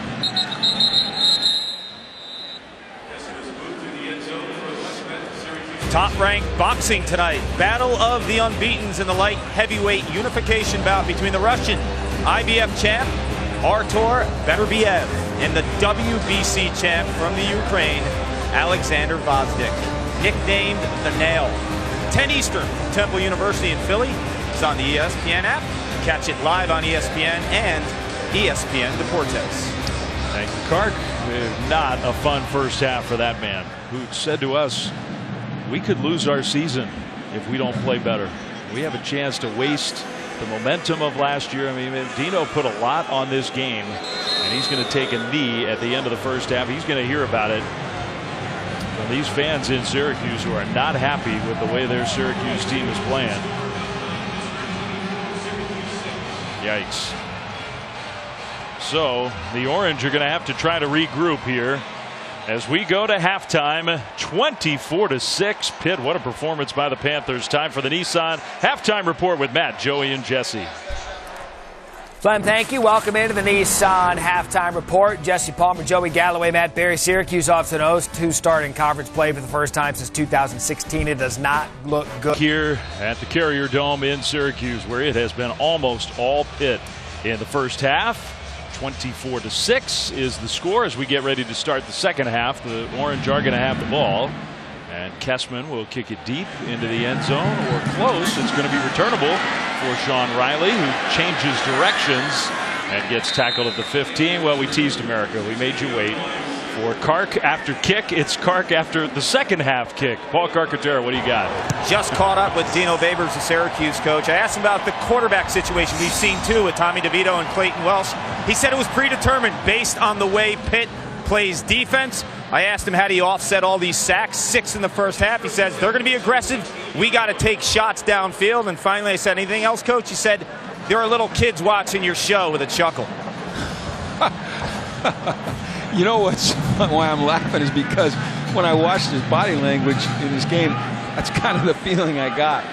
Yeah, he'd like to say some things that he can't say. Pressure immediately, but a nice throw from Tommy DeVito, who starts as the Syracuse quarterback, despite the fact that Clayton Welsh took some snaps in the first half, had some positive run plays. DeVito is there throwing quarterback, though. It'll be second down. The Orange have a lot of work to do.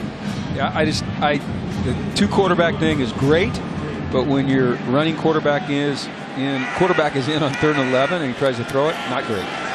Did not work well. DeVito has to throw it away and almost threw an interception. He was trying to throw it away, and he was pressured so heavily by number 91 Pat Jones that he nearly threw it to the other team. 3rd and 3. Foul for intentional grounding. The quarterback was outside the tackle box and the pass across the line of scrimmage. 3rd down. Well, we know he learned his lesson there on what intentional grounding is and is not. You're right. He had 2 of them last week against NC State where he had the chance to avoid the penalty, so he did learn. That's huge. 3rd and 3. DeVito goes backwards and goes down. Well, if you had to draw up the nightmare start to the second half for Syracuse, that's it. Deslin Alexander, the sophomore, got there for the 7th pick sack of this game. This is just effort rush. It's the quarterback holding the ball too long because there's nobody open downfield. That's good team defense. You get good coverage down the field. You get great effort up front, out of your front 4, and you get a sack. 41, almost 42% of their possessions have ended in 3 and outs this year. That's unbelievable. That is a huge number, one of the worst in college football. And that punt after the 3 and out to start the second half. Maurice French holds on to the ball, so the Pitt offense back on the field. And look, Jim, we need to give credit to Pitt. They played really well, but you gave the diagnosis. I mean, this is Syracuse trying to turn their season around. How do they do it? None of those things that you talked about have they been able to accomplish. They haven't established any rhythm on offense, and they haven't established an identity in this game. To me, that means a plan. Like I don't feel standing up here watching a plan that's in effect. And they're scattershot a little bit. And I think a lot of that has to do with the fact that they dropped a lot of passes early in the game that would have maybe helped them get some momentum.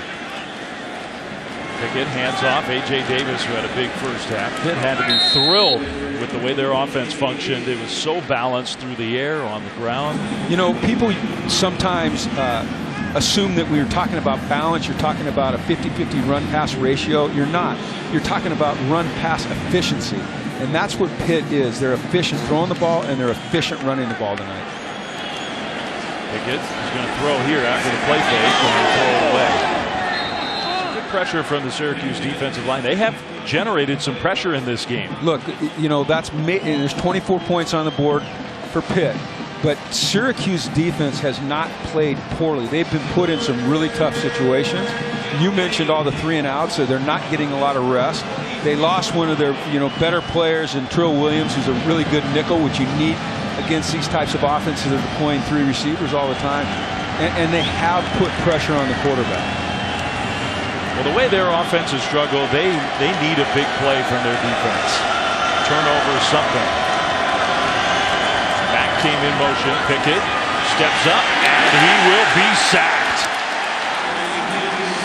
Sacked by Brandon Berry, number 97. It's 4th down. It's just a 4-man rush. It's a stunt. Run a little TE game, which means tackle up, end under, and it's an effort. It's an effort sack again. Good coverage down the field. Both of these teams know how to rush the passer. They know how to do it with 4, and they know how to do it with more than 4 with the pressure situations. So punt for Pitt. Kirk Christodoulou booms one there, angled toward the sideline. Beautiful punt, penalty flag thrown. Riley though with a great move, and he'll get outside the 20-yard line. But there is in fact, there are 2 different penalty flags at 2 different areas of the field down. And there's also a Pitt player down. In fact, there's 3 flags. Now there's a they're picking up flags. They're tossing them to different spots. A lot going on that punt. You think we might have to go to the replay again to sort this one all out? I'm hoping not. I'm optimistic.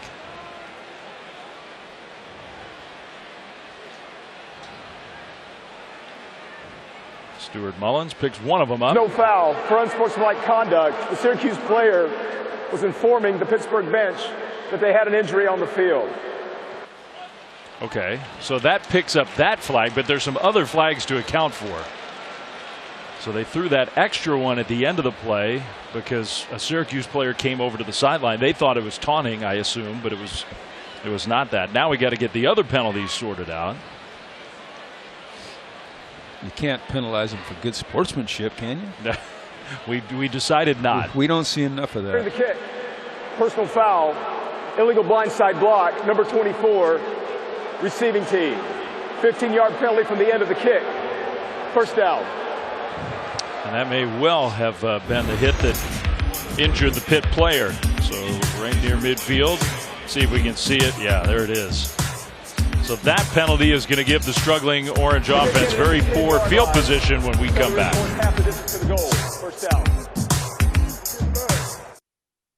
In 1979, Jiffy Lube changed everything by providing the first convenient oil change service. Millions of satisfied customers later, we're still who you trust. Jiffy Lube. You can do more in a jiffy. Did have a review while we were gone for a possible targeting. They did not rule targeting, but the penalty of blindside block is enforced. So this struggling Syracuse offense has to start from their own 5-yard line. Not good news with the way they have failed to protect the passer. DeVito, pump fake from the end zone, takes off and gets out of there. Right back to the line of scrimmage. I think he officially avoids the sack. So this is the play they were reviewing. Top left of your screen, number 31, the Pitt player gets hit. Not targeting. But it gets buckled. Blindside. It was called as a blindside block. Well, that's not Zaccardo's fault. That's a coaching thing. That's a technique that he was taught. Yeah, that looked like a designed way to block that punt return. DeVito takes a big hit, and the ball's on the turf. And DeVito is too. Hopefully he's okay. Syracuse recovers the ball. I mean, Tommy DeVito is just taking a beating, trying to get some positive yards for his offense, and he peels himself off this artificial surface. Paris Ford appeared to be the guy to get the hit on. Ruling on the previous play is under further review. Wow, right on his right shoulder. I respect the courage that he's showing there, but he needs to go down. Yeah, I mean, you understand your offense is struggling. You're trying to come up with something positive, but he's not going to survive this game or this season. But he's showing fight. I respect the heck out of that. Because he is beat up. I mean, they're checking for targeting. I don't think that's targeting. I don't see any indication. The ball was definitely out. He's been hit at least 15 times in this game, and sometimes those stats can be a little ambiguous, but he's a tough kid. But that stuff, it takes its toll. Look at his face. He's not going to stay in the game no matter what. For further review, there is no foul for targeting. Third down. So Clayton Welch will come in and play quarterback for this third down play. I mean, his face doesn't look good there, Dave. I mean, you can only imagine what he's thinking. He's one of the most highly recruited kids Syracuse football has gotten on campus in the last couple decades. He was one of the best high school quarterbacks in the country from a powerhouse Don Bosco prep in New Jersey. Came here with big fanfare, learned under Eric Dungy for a couple of years, took the job this year as his own, and it has not gone well. But I think if they could protect him, you'd see his skill set, because he's made some nice throws tonight. They have not been able to do it. Pressure comes, Welch throws over the top, and it's caught on the run. Big play for Syracuse. To the 20, to the end zone, Taj Harris. Wow. We'll see what they call it officially. I think that's 94 yards for the touchdown. Dino said coming out, we've got to take some shots. They beat the blitz right there.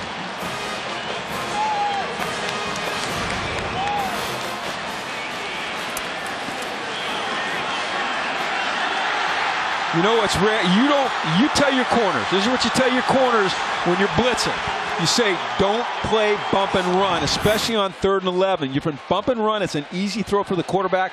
You get rid of it before the pressure gets there. You play off, the quarterback has to hold it till you make your break. Extra point is up and good. Well, I mean, it does. It's credit to Syracuse for taking advantage. It does. It feels like a mistake for Pitt. Up big. Syracuse is pinned back. You bring all that pressure, you leave your guy exposed, and you give up 94 yards. Well, that's exactly what the Orange needed to get back in this game. Big play from Taj Harris, and the Orange have some life here at the Dome.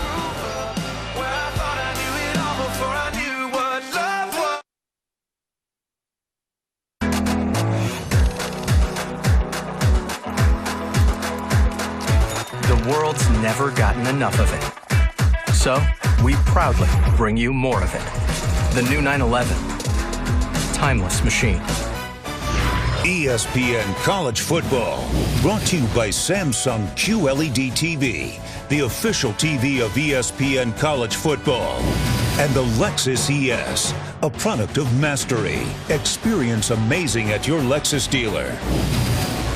You think they love their hoops here in Syracuse? They have a memorial downtown talking about the use of the first 24-second shot clock in professional basketball. The Syracuse Nationals, who used to play here, first 24-second shot clock.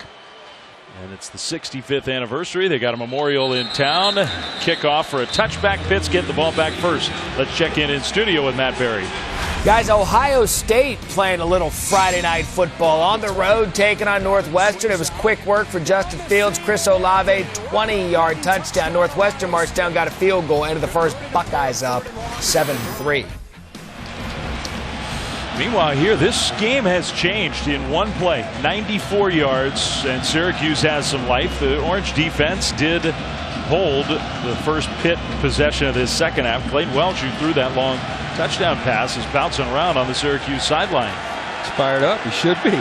Gave this crowd some energy. Now Pickett's going to throw on first down. Hits his man out on the right side. And Jacques Louis with the catch for about 7 yards. Be interesting to see how Pitt handles this. It doesn't look like they're going into ultra conservative mode. I mean, there's a long way to go in this game, and they're only up 11. It just feels like they have totally dominated the game. A.J. Davis back against the grain, gets tackled short of the first down. They just need to be methodical. They need to run the plays that have worked for them in this game. They need to convert a 3rd and 2 here. Quiet this crowd.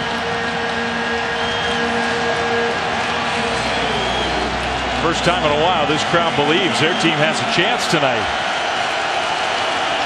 3rd and 2. Pickett throws, and it's incomplete. Good coverage, plus he threw it behind his target. Evan Foster, the safety, was there. It's 4th down. How about that? Yeah, you call me conservative, but I'd have probably run it there. 3rd and exactly 2. You know you're facing a pretty darn good pass rush. Coverage has been decent. Well, Pitt has seen this before. Last week, last game for Pitt against Duke, they were up big and watched their lead disappear. They had to score in the last seconds to escape with a win. Short punt, not a good punt. Fair catch signal at the 30. Well, the last score just totally changed the game. Welch talking to DeVito on the sideline. DeVito was so beat up, and Dino Babers came over with some words for his quarterback as well. That pass by Welch, 94 yards, second longest in Syracuse history after that bomb. He went over to an emotional Tommy DeVito, who had a towel over his head and was clearly upset. But Clayton Welch, who is this guy? Well, he's from Chico, California, grew up about 100 yards from Aaron Rodgers, went to the same junior college as Aaron Rodgers, Butte Junior College in California, but he's known as a runner first, make no mistake about it. So that pass was a bit of a shock. The high snap, he's in retreat mode now, gets away from one would-be sacker and another, then drops the ball, picks it up, and gets back to the line of scrimmage. Got it? That was an adventurous pitch. Oh my goodness. That was something else. No, all for a yard. Oh, he looked up at the lights. That was the lights. Come on now. Oh. Well, I mean, maybe the lights, but the snap wasn't great. That wasn't by design. He's got some strength, though, and that might help against this pass rush if he can elude or escape some of these potential sacks. He's 30 pounds heavier than the starter Tommy DeVito. He's a big dude. Steps up here, looking to scramble, and stumbles forward. So again, that's a play where maybe if it's DeVito, he goes down behind the line of scrimmage. But now we'll see what he's got in these 3rd and 7, 8, 9 plus situations. And here we're 3rd and 7. Let's see if he can, drop back and throw it where it needs to go. Well, he's had a 23-yard run. He's had an 18-yard run. He's had the 94-yard pass for a touchdown. So he has created some big plays. He's going to give it on a little end around, trying to get to the corner, and he does. That's Johnson for a first down. Syracuse, what a call that was. That was a gutsy call. Really nice block on the edge.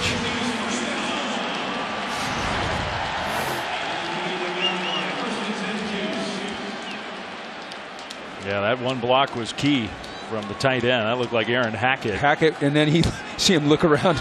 He was looking for the flag. He knew it was close. 1st and 10. I thought Syracuse moved. Yeah, well, they definitely did because the ball never got snapped. Everybody but the center moved. Full start. Number 89, offense.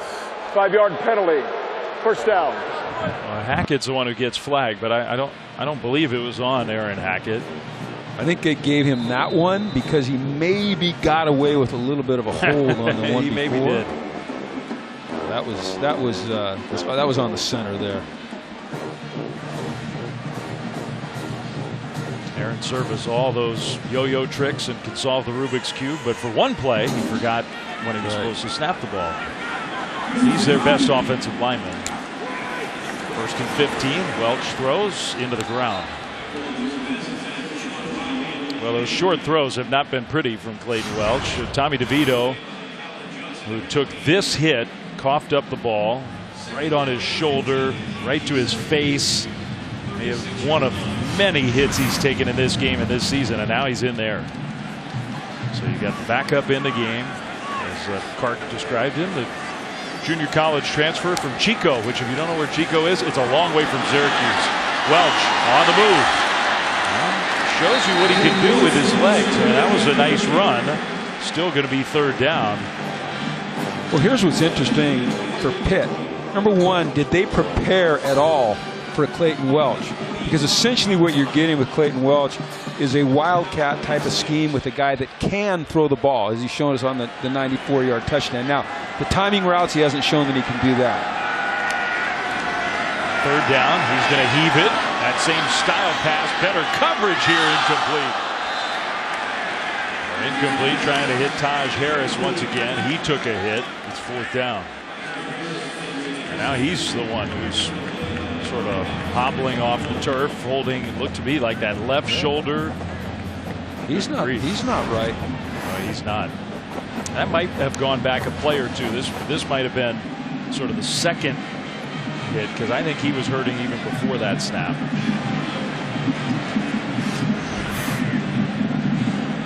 It's right now tough to be a Syracuse quarterback. It's not the most fun position in sports.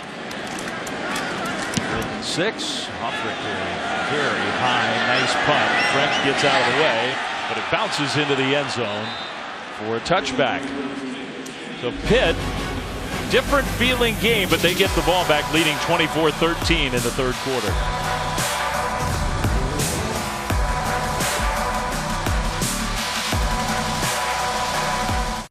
In 1979, Jiffy Lube changed everything by providing the first convenient oil change service. Millions of satisfied customers later, we're still who you trust. Jiffy Lube. You can do more in a jiffy.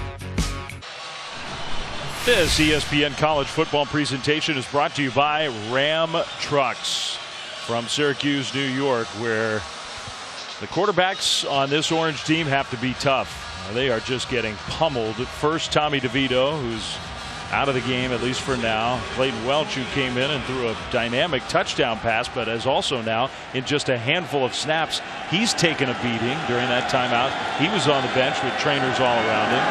Pitt will pitch the ball, right side running. A good first down run out to the 25-yard line. This was the play that ended the Syracuse drive. Well, this is the play before the second down play, and that's what I thought. He took the hit there, and then the hit on the third down play exaggerated it. But I think this is the play where he really took the real shot. Another handoff, right side, well defended. So Malik Carter gets stuffed. It'll be third down. Let's check in studio with Matt Berry. Okay, guys, it appears the longer grass at Northwestern is not affecting Ohio State's offense. Fields this time finds J.K. Dobbins after already chucking one touchdown pass, make it to Buckeyes 14-3, start at the second. Fields isn't feeling quite the same pressure as the Syracuse quarterbacks are feeling, I would say. 3rd and 3. Pitt's gone 3 and out on each of their first 2 possessions of this half. They're not going to do it here. That pass completed by Pickett, despite the pressure up the middle, to Mack for a first down. Pitt, that's a big one for the Panthers. Yeah, they needed that. They need to convert a couple more, at least flip field position, if not score. And that's ideal, obviously. Pickett, who does that just about every play, walks over and gets the verbal play call from his offensive coordinator, Mark Whipple. Don't run into your own guy. Get into the line of scrimmage. There's Mark. Long-time head coach, assistant coach, college, NFL. First year at Pitt. Now a handoff, and that one just had no chance. Andre Sisco, he has had a heck of an impact on this game after missing a lot of time with injury. Another good play. He's a dynamic football player. He's got it all. He's got size, speed. He's a violent hitter. He's an excellent tackler. You see right there his footwork, comes to balance, shuffles to make the tackle. Well, he's not just a guy who picks off passes. I mean, he's definitely got that skill, but he can do it all.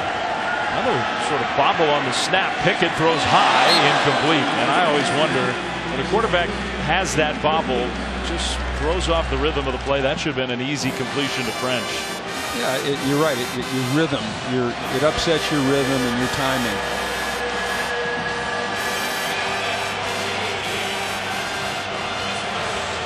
I'm looking down at Sisco, and that's what a defensive safety should look like right there.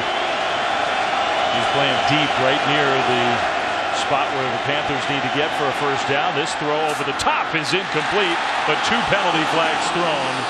Syracuse is going to give up the first down with the penalty.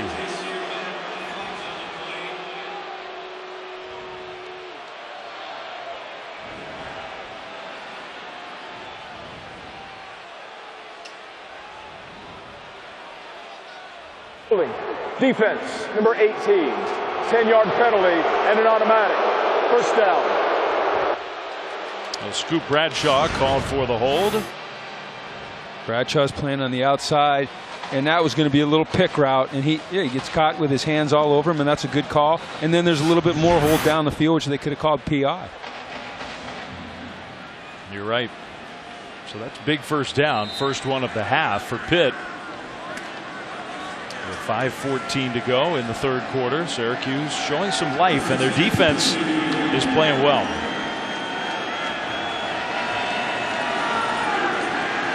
Left side, nowhere to go. I love how Pickett, he carries out his fake and just continues over to the sideline to talk to Mark Whipple. I wonder when they first told him, hey, you're going to come to the sideline after every play, if he just thought to himself, wait, I haven't done that since Pop Warner ball, you know. But hey, that's their system, and it's working for him. I think the quarterback likes it. He gets the exercise. He runs a lot of extra steps. Now flushed out to the right. He will throw the ball to the sideline, and the catch, keeping a foot in bounds. That's Will Gregg, the tight end. This has been a common problem tonight for Syracuse, and that's letting Pickett escape out to his right and then throwing it on the sideline with accuracy for completion. They're getting good pressure up the middle. They're getting good pressure off of the defensive right side, but they got to put a wall up on the left side. Pitt's been very good on third down, 7 for 13.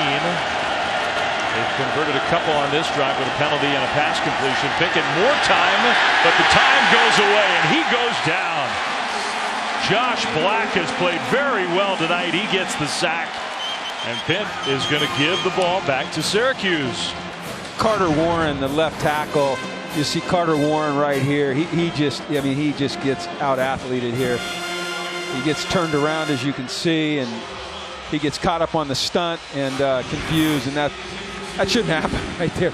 That's more than anything, that's a lack of communication between the guard and the tackle. Christodoulou will be his 6th punt of the game already. Fourth down. He hits a pretty good one. Riley chased all the way back to the 9. And Riley straight ahead. Another flag. I mean, Syracuse has committed a penalty on every return, it seems.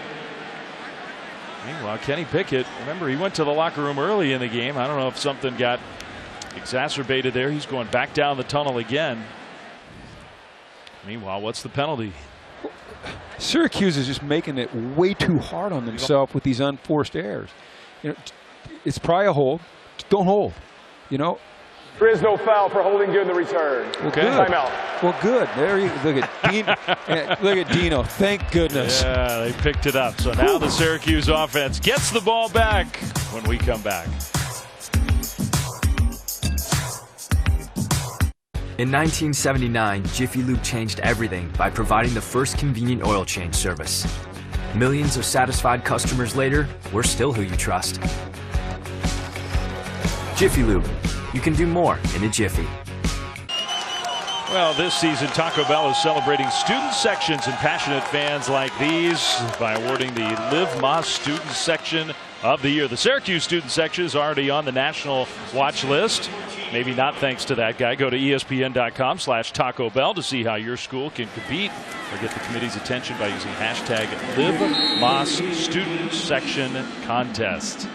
So Syracuse's defense has started to take control when they're on the field. Now the Syracuse offense has to help out. Abdul Adams, the tailback. It's possible. I mean, Clayton Welsh is going to take the snaps. Adams also has some experience as a Wildcat style player. They'll play fake to him and throw short. The pass is completed. Short of the first down by a couple of yards to Sean Riley. Now do you run Clayton Welch?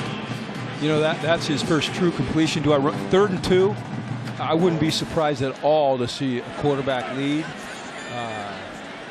Yeah, I'd run him. I mean, look, the sad truth is his accuracy, he struggles with his accuracy on short throws, so why not run him? We get to the line quickly, then adjust the call. Still plenty of time on the play clock. Takes a snap, and he acted like he was going to throw. He is going to throw. Knocked away, but here comes a flag. So that'll be a Syracuse first down. Damari Mathis commits the penalty.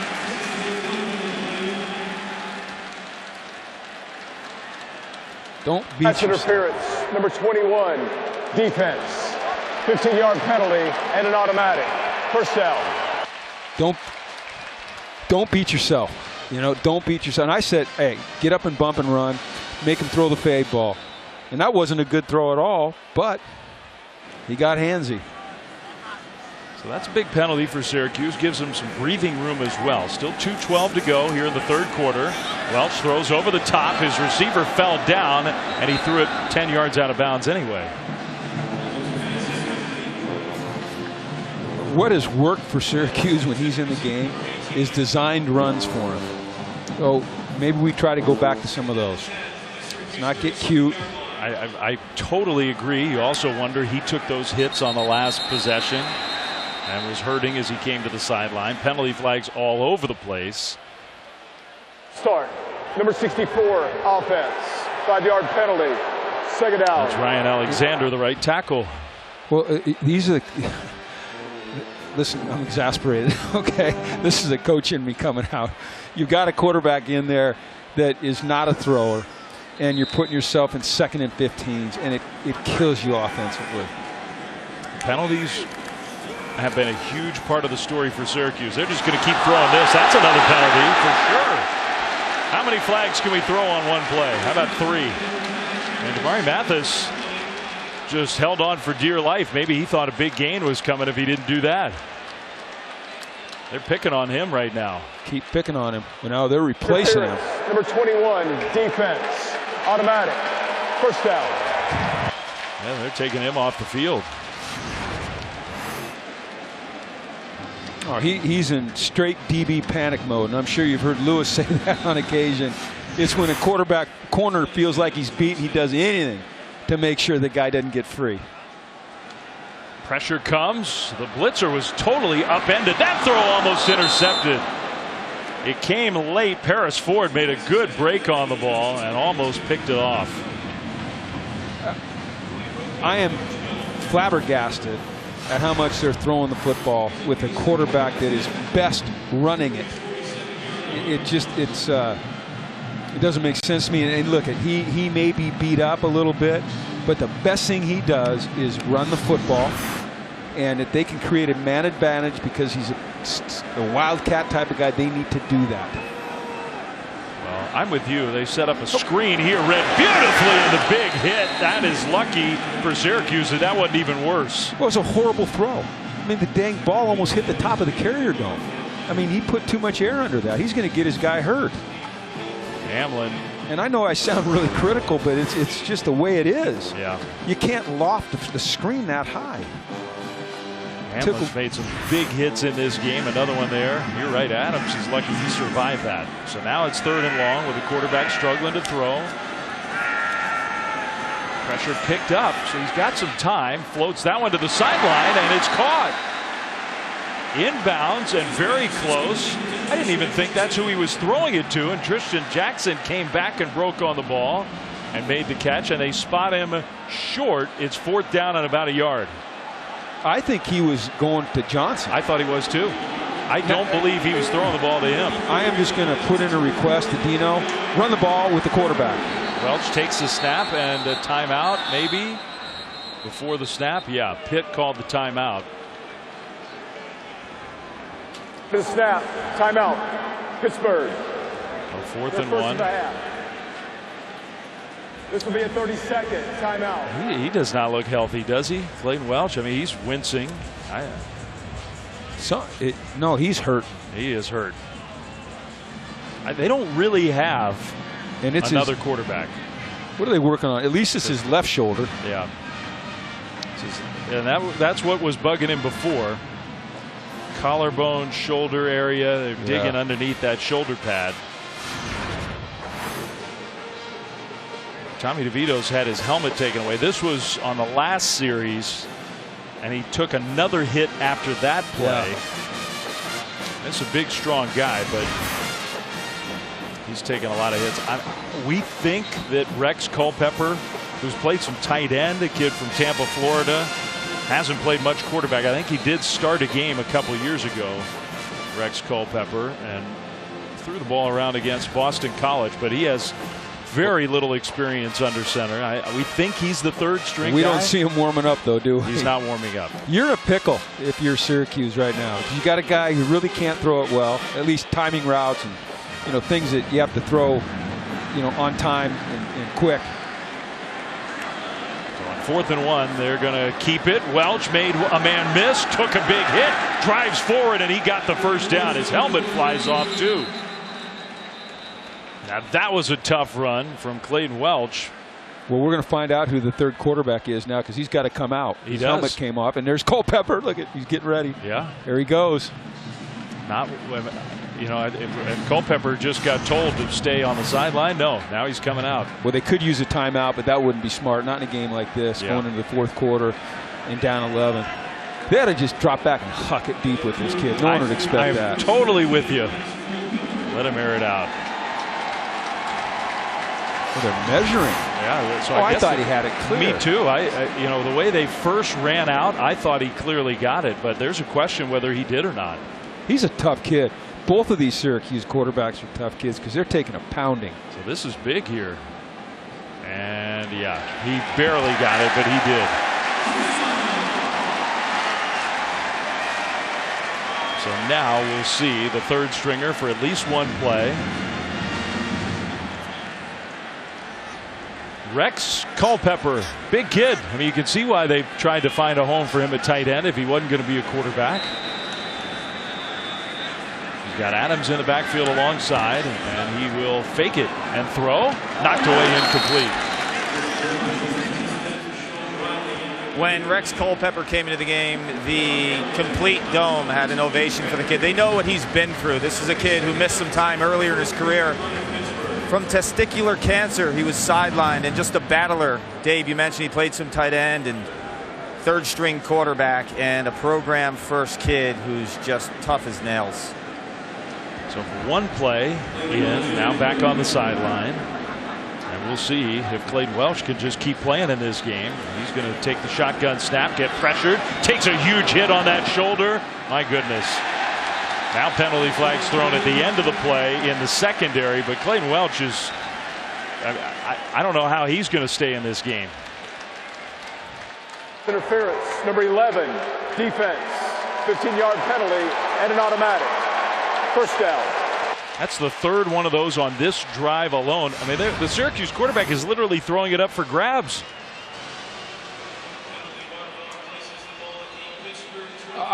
They're hand fight. I'm not sure how you call that on the defense, but regardless of that, to your point, Dave, they're not playing smart on the back end right now because they've got to challenge this quarterback to make throws.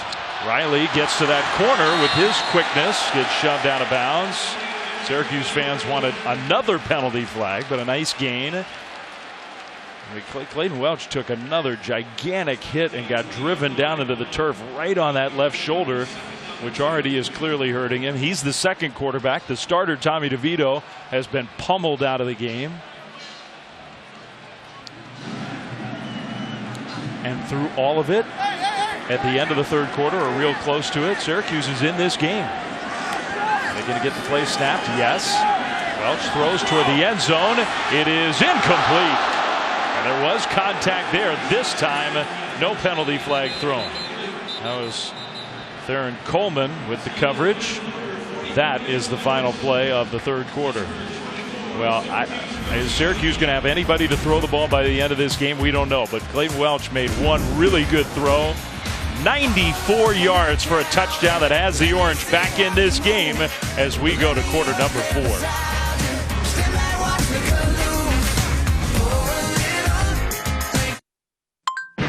Hey Google, how long is my commute?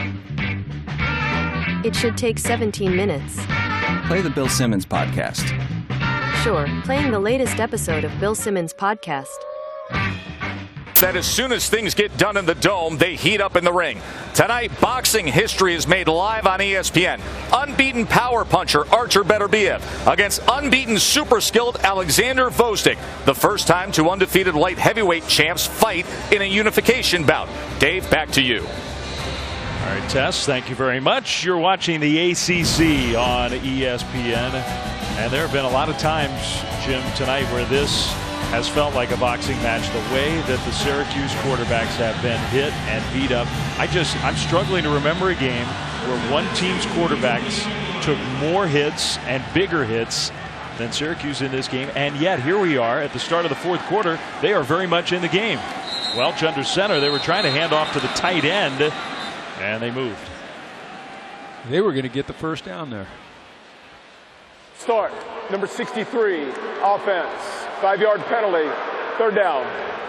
Yeah, that has been such a theme of this season for Syracuse. It's not just the offensive line and the quarterback hits. the penalties, they are one of the most penalized teams in college football, and they have committed a bunch of penalties again tonight. And that's a big one because they were going to get the first down. Yeah, they were going to get it. They go from 3rd and 2, well, 1st and 10 to 3rd and 7 is really what happens there.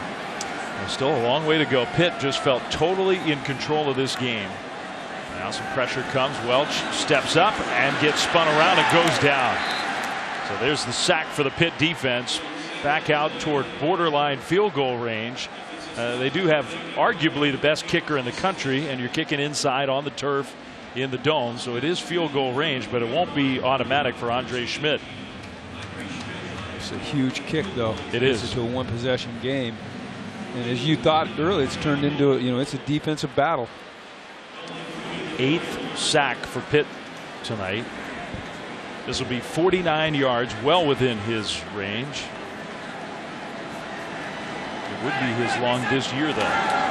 Good snap and hold. That kick is not even close. Wow. That's uncharacteristic. Not even close. So the Pitt defense, that was a huge sequence there, not just to get the stop, but to get the negative yardage, and that has been the theme of the game. Well, they've done it all different ways. There they brought 6. Here they bring 4 with a stunt. Here they're bringing 5. That's a 4-man rush. They force the guy to scramble. I mean, it's relentless pressure. It's push on the pocket. It's getting guys free because of design. It's an attitude that they bring to the game. And it's that we are going to get upfield and we are going to get after you. And it's fun to watch. 8 sacks as a team. Now, what in the world was that? Bryce Hargrove, the left guard, fell down. Full start. Number 71, offense. 5-yard penalty. I don't know that I've ever seen that. Maybe he just lost his balance on the first play of the drive. Oh, look, he was doing his best. Oh, listen, if they win this game tonight, that is going to be something that he will be made fun of in films tomorrow. Yeah, if you win. If you win. If you don't, well, who knows. Well, 1st and 15. Pitt still throwing the ball. Pickett on the move goes into the slide, which is smart. Gets just a couple yards. I mean, Pickett 2 different times has gone in the locker room. The first time it was his left shoulder. Clark, watching closely down there on the field, noticed he was moving his right hand a little differently, so we'll keep our eyes on that as well. His right arm is hanging. That could be shoulder to elbow to hand. What a night for the quarterbacks. 2nd and 13. They continue to throw the ball. Pickett into coverage, and a great catch by French for a Pitt first down. Pickett is having a hard time getting back up again. Tough kid.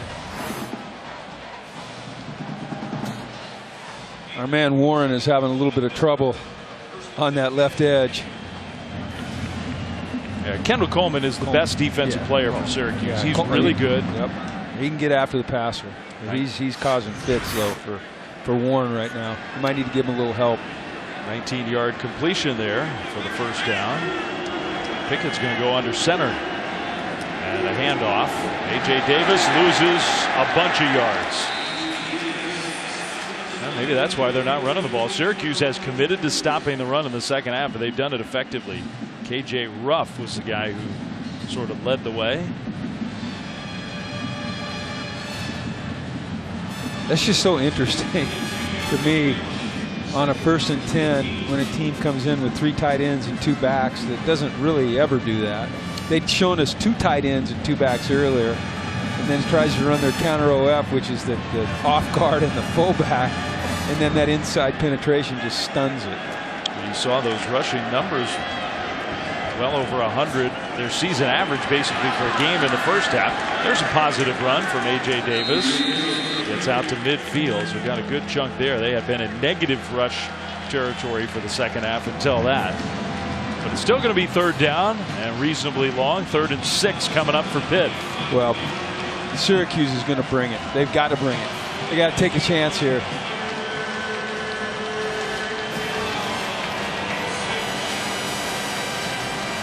Third down's been a lot tougher for the Pitt offense since halftime. Pitt is a contender in the ACC. They are trying to survive a tough game tonight here in Syracuse. Well, they're playing zone, and you know what? They only rush 4. Pickett still under pressure, will throw, and that is a big hit right at the line. And I think Mack got tackled short, just barely. What a great open field tackle that was. Let's get up there fast and go for it, Pitt. They're not getting fast, but they're definitely thinking about going for it on 4th and 1. You got French over there begging the coaches, imploring the coaches. Look at him. Pitt 6 of 10 on 4th down. Now, hey, that's another great example of why it's not a bad idea for the court. Because I'm going to tell you, Whipple's saying, "What do you like?" He says, "Hey, we like this. We can do this." And when the player has ownership, you make it happen. Yeah. Now they got to use a timeout because it took too long. But that's a good example of why that's not a bad idea. And not a bad place to use a timeout either, to make sure you're organized. You have the call on a big play. I think they're going to review the spot too. That the runner is short of the line to gain is under further review. So they are going to review the spot.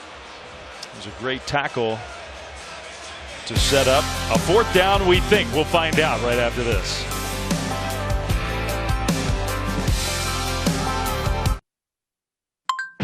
Hey Google, how long is my commute? It should take 17 minutes. Play the Bill Simmons podcast. Sure, playing the latest episode of Bill Simmons' podcast. All right, big news while we were away. They took a look at this and decided that the catch was made right at that 43-yard line. It had been spotted back at about the 44, so they moved it up about a full yard, then brought the chains out and measured, and they said 1st down Pitt. So no decision to make. It's 1st and 10 Panthers. I've never seen the old move and measure. That's so arbitrary. That was unusual. They did announce that they were putting it right at that 43-yard line. A.J. Davis with the 1st down carry. So the official just took it upon himself to put it right at the 43-yard line. And that was good enough for a 1st down. So that's big. The clock will continue to wind. Pitt leads by 11. It has been a non-existent offensive half for Pitt after moving the ball up and down the field in the first half, looking great on offense. Been a totally different story. But with the Syracuse quarterbacks just pummeled in this game, it may well be enough for Pitt to get out of here with a win. They got the big guys in. They got an extra offensive lineman, tight end, 2 backs. They'll hand the ball off. Syracuse was ready for the run, though. Nice tackle on Vincent Davis, not A.J. Vincent Davis. Kendall Coleman is playing a heck of a game. Yeah, he is. Good football player. He's playing the run well. He's put pressure on the quarterback. I'm really impressed with him. Senior from Indianapolis. Playing hard. 3rd and 4. They're either going to run it again with these big guys, or maybe they've got some play action up their sleeve here.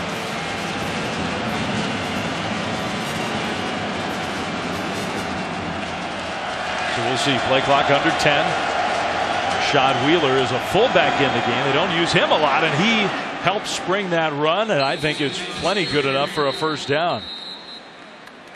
280-pound fullback, number 37 there. Now there is a flag after the play. Somebody was barking or pushing or shoving or something. Alton Robinson right in the middle of it all.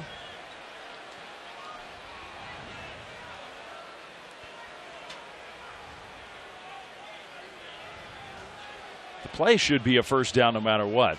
Yeah, that was a nice looking run. Kind of like how Pitt goes back and forth between old school ball and kind of this new age slinging around. Play was over. Personal foul, unnecessary roughness, defense, 15-yard penalty, and an automatic 1st down. So the personal foul adds on 15 yards to that 1st down run. Well, Griffin Stewart was talking, and he got the response. Not a whole lot. Those are the ones that I just. That was nothing. All the hitting, all the physical play, and that's huge. 15 yards, moves Pitt inside the 20. And that was a little dust off. That was nothing.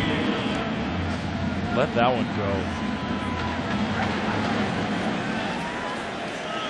Not this crew, not on this night. 1st and 10 Pitt.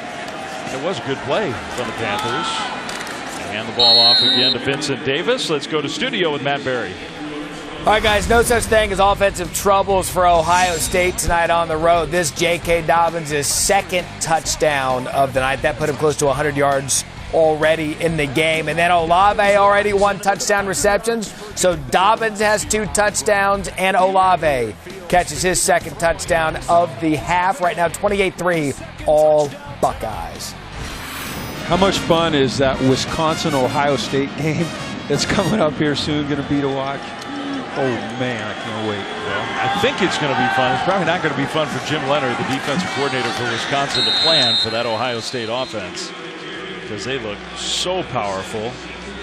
But you're right, Wisconsin's defense, what do they have, 4 shutouts already? Yeah, they have 4 shutouts in 6 games, and they're giving up about 4.9 points a game. Amazing.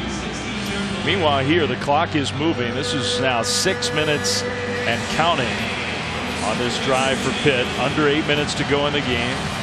It'll be 3rd and 9, and I think the Panthers are happy just to let that clock move. And Syracuse has to get a stop here. They got to hold them to a field goal to keep, make it a 2-possession, keep it a 2-possession game. Pickett under center. French in motion. Play fake. And they're going to throw it back across the grain. The tight end drops the ball. Nakia Griffin-Stewart, what a great play call. Was there for a first down, and he dropped it. Out and out, dropped it. I'm going to test your football history. Do you know who made this play famous? The old tight end throwback? Dan Fouts and Kellen Winslow. Okay? Dan rolling out to his right, finding Kellen all the way back on the backside. And just tell you guys, hey, listen, if the quarterback rolls behind the back, look for the tight end throwback. Great combo. You didn't know that, did you? Well, I would not have credited those two with sort of pioneering that play. I'm glad to know that. Eric Coryell, man. So they get the 3 anyway. 14-point lead for Pitt.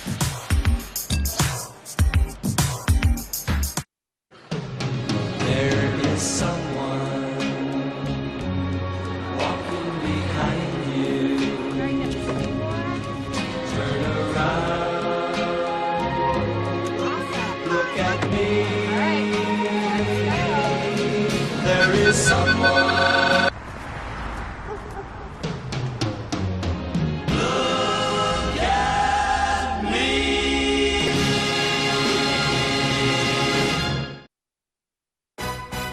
ESPN College Football is presented by Ram Trucks, built to serve.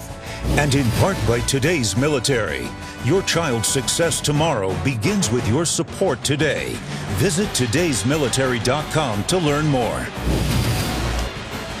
Well, some great shots. The history of this university, 150 years old, Syracuse, including construction of this Carrier Dome. They're now embarking on a big renovation project. It is 27-13 Pitt. Sports Center coming up. Midnight Eastern.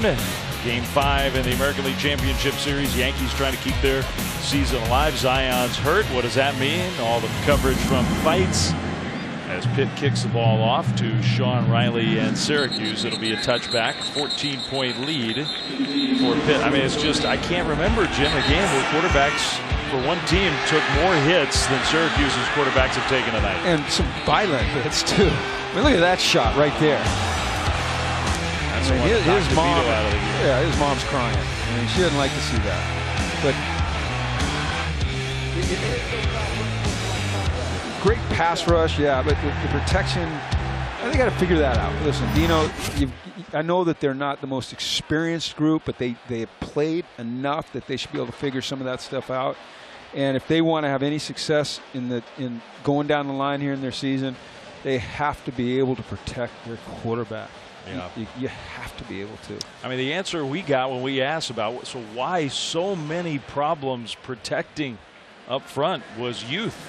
No, they've got experienced players, a lot of starts. This is game 7 now. Yeah, everyone in college football is young. They're amateur athletes. But Welch for a play fake. Syracuse has got to get it going. He's going to throw deep across the middle, and it is juggled and caught. What a catch by Tristan Jackson, who's had some big drops in this game.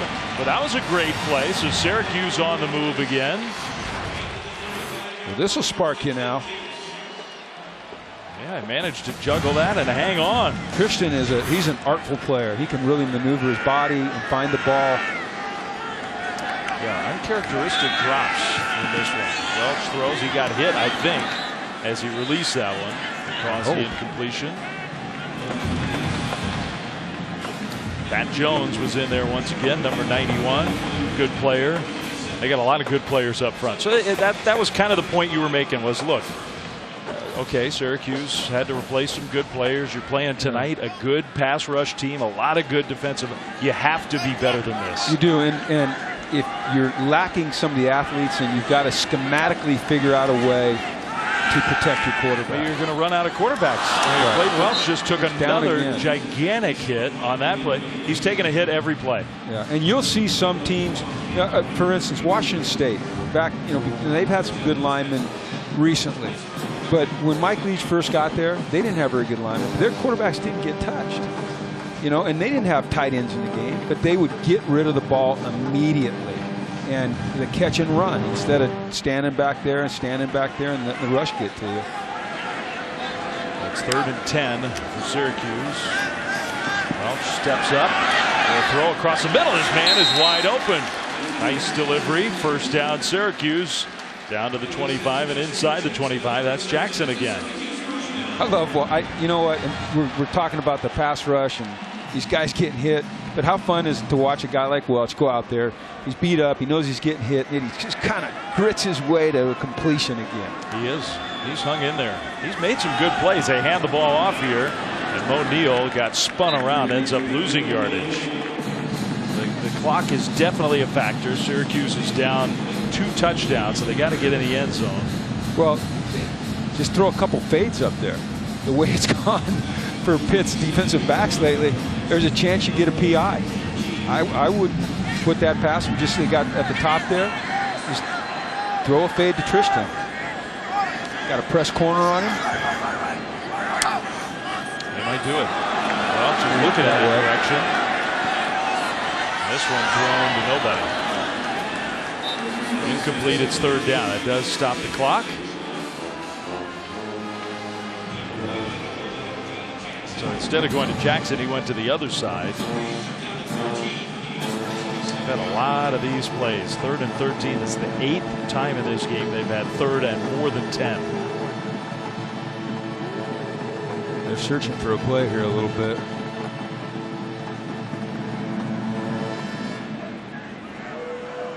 Jalen Twyman and company, meanwhile, licking their chops. When they know a pass is coming, they are know ready now to rush. Their backs in the backfield. They send an extra rusher and get there right away. Welch goes down. Just swarmed. That's 4th down. You guys are talking about the offensive line and their inability to handle this Pitt rush. I'm field level. I mean, consistently, play after play, getting blown up. And when you speak to guys like Jalen Twyman at Pitt, they tell me they play with violence. And I'll tell you what, man, you watch their hands, their upper body strength, their ability to get low. They are absolutely dominating Syracuse up front. And they're using a slew of guys. They're rotating guys, and these 5 guys for Syracuse are gassed and getting blown up. Really just looks like a total overmatch. And here they come again. The heave toward the end zone. There's nobody there. Penalty flag thrown, though, and that's going to keep the drive going. My goodness. Pitt has made so many of those penalties. That is as bad as it gets. 4th and 25. Automatic first down. Pat. Holding. Defense. Number 11. 10-yard penalty and an automatic. First down. Just an amazingly bad mistake. And he's arguing his cause. He's played a great game. But that can't happen. Oh, I feel for you, Pat. Well, number one, I'm going to tell you this. I don't understand why on 4th and 25 you'd be in bump and run. It makes absolutely zero sense to me. It's a recipe for disaster. And disaster is what they got. That ball knocked down with the pressure from Chase Pine coming off the corner. Clark talked about the pass rush and the rotation of guys. In the NFL, we always felt like if you could have 8 defensive linemen that you could play, not equally, but let's say 60-40, that you were going to stay fresh the whole game. And when you needed your big-time pass rushers at the end of the game, they were going to have enough left in the tank that they could get it done for you. And really, that's what Pitt has. They've got guys that just go. So second down, Welch with a little play fake. Maybe that bought him some extra time, but he threw it low. Was it caught? Yeah, it was caught by Taj Harris. Picked it up off the turf. That's a first down, Syracuse. And if I were the Orange, I would hustle. Well, they need to get going. Yeah, they need to go. They need to be on the ball, and they need to call a play, and they need to run it. I think he caught it. I'd throw a fade up at the top. So they get the ball snapped and hand it off to Mo Neal, which maybe part of that was just to get it snapped so there was no possibility of a review, but the clock moves. You're down to 4 minutes to go. You're down 2 touchdowns. You got to go. 10 plays, that's good. 56 yards, that's good, but the time is of the essence.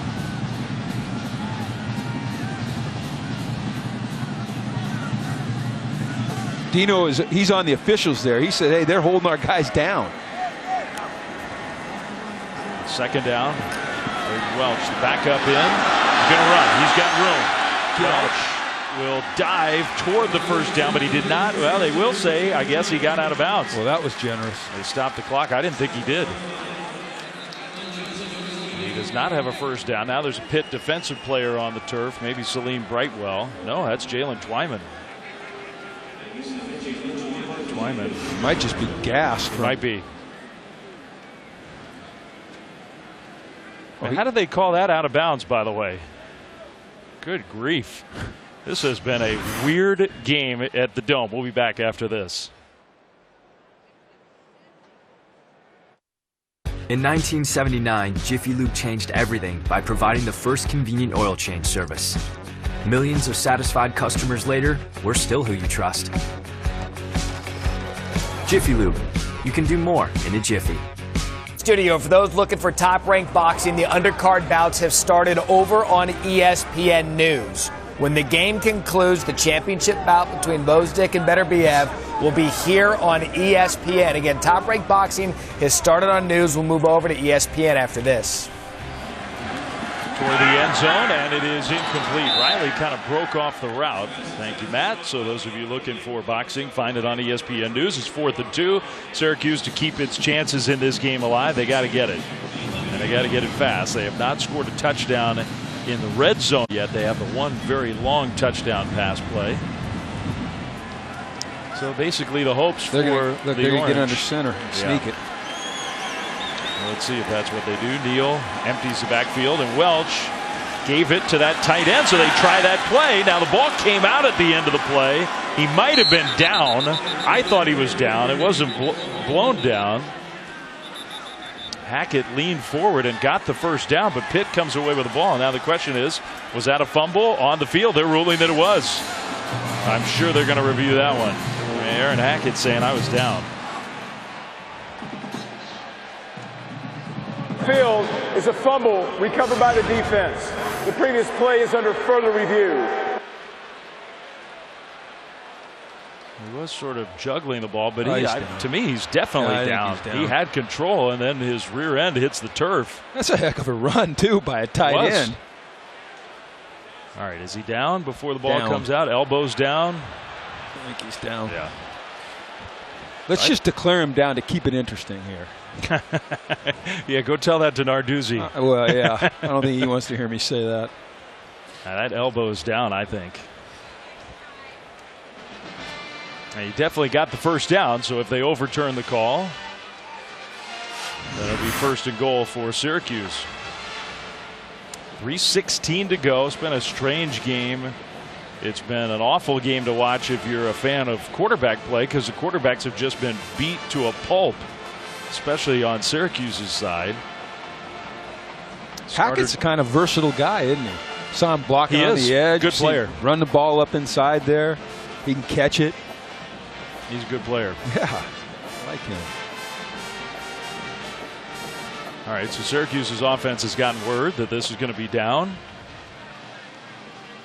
For further review, the runner was down with the ball at the 8.5-yard line. Will be first down and goal for Syracuse at that spot.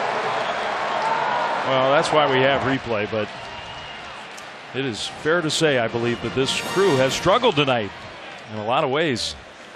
First and goal for the Orange, and they're still in this game, down 14 with all their timeouts. 3:15 now, the clock will start.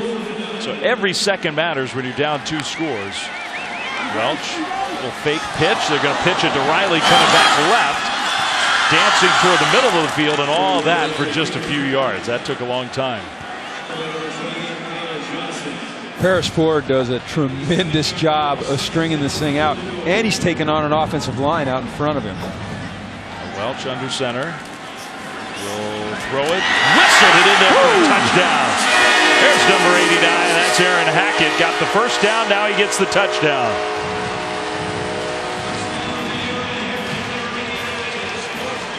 Game's not over. Was he saying I'm missing a finger there, or what?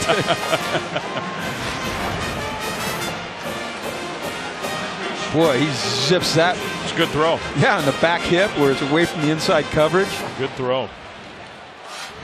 They do some things, man. And Hackett's good. The quarterback deserves some credit for hanging in there. Extra point is up and good. So it's a 7-point game, 2:44 to go. Tough guy performance from Clayton Welch tonight. And the Orange still have some hope. Now we'll just see when we come back. Will it be an onside kick? Will they kick off and use their timeouts? We'll find out after this.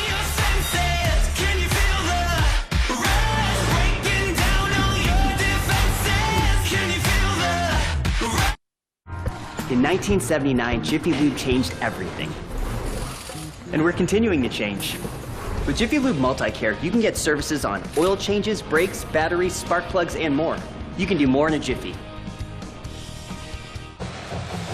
Well, Syracuse somehow has made this a game. They're going to kick the ball off here, down 7, 2:44 to go. The Orange have all 3 of their timeouts. Pitt was in total control. Their offense has disappeared in the second half. And Syracuse does kick it deep. There was no back return man, but the fair catch signal will put the ball at the 25. So meanwhile, our player spotlight is brought to you by today's military. Kenny Pickett, whose parents, both athletes. Ken played college football, mom played college soccer. Kenny loves the trick shots with the football, and he's pretty darn good at them.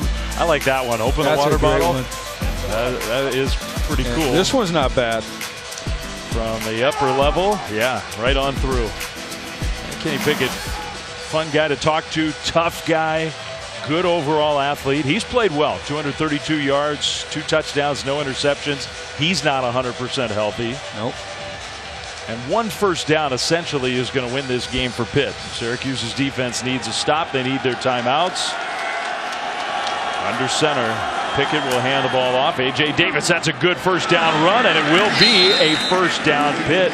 Maybe in some ways that's a break for Syracuse. You'd rather give up 10.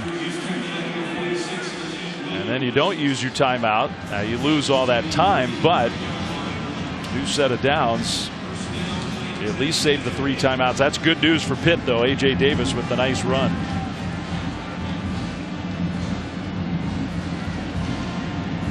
And the Panthers, understandably, are going to take their time. Ball should be snapped with how many seconds on the play clock? 1. less than 5. Let's see if they listen to Coach Moore. Let's see. 2. I think they got it to 1. I'm giving them credit for that. This is the other Davis breaking tackles, Vincent Davis. Now the ball popped down. He got hit from behind. The officials can't decide whether that was a fumble or not. KJ Ruff, they're saying Syracuse ball. It's a fumble recovered by the defense. Oh my goodness. The fumble from Vincent Davis. And give KJ Ruff credit. He hustled from behind on that play and put a big hit on. after that broken tackle. On the previous play of a fumble recovered by the defense is under They just review. took the ball away. Took it from him. Let's see if you can tell. So the question is, I mean, from that look, I don't know how you overturn it. We might have a different look. If that's the only angle they're working off of, here we go. Well, you can't tell there either, Paul. Or Dave? Paul? Whoever. Paul or Dave? I don't know. I mean, from those, there's I don't no know. way. You can't overturn that. There was an official literally standing right there staring at the play. See, my opinion is it's not a fumble. His knee is down before the ball's pulled from his arms, right there.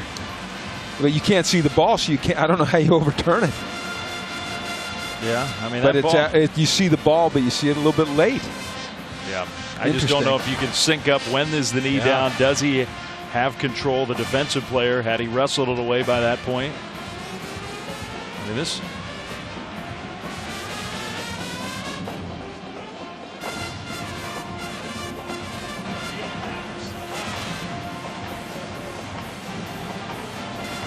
All right. I mean, the question is, when does the ball come out? Yeah. There's the pros and cons of second effort. Like Davis with okay, the we second saw the effort. knee down there. Yep. If you freeze it at that point from that angle where you know the knee is down, do you have a way of determining whether the ball is out yet or not? All right, right there. Is the ball still in Davis? How do you know? I mean, it's sure. I would assume that Davis still has the ball, but if you can't see it, how do you know for sure?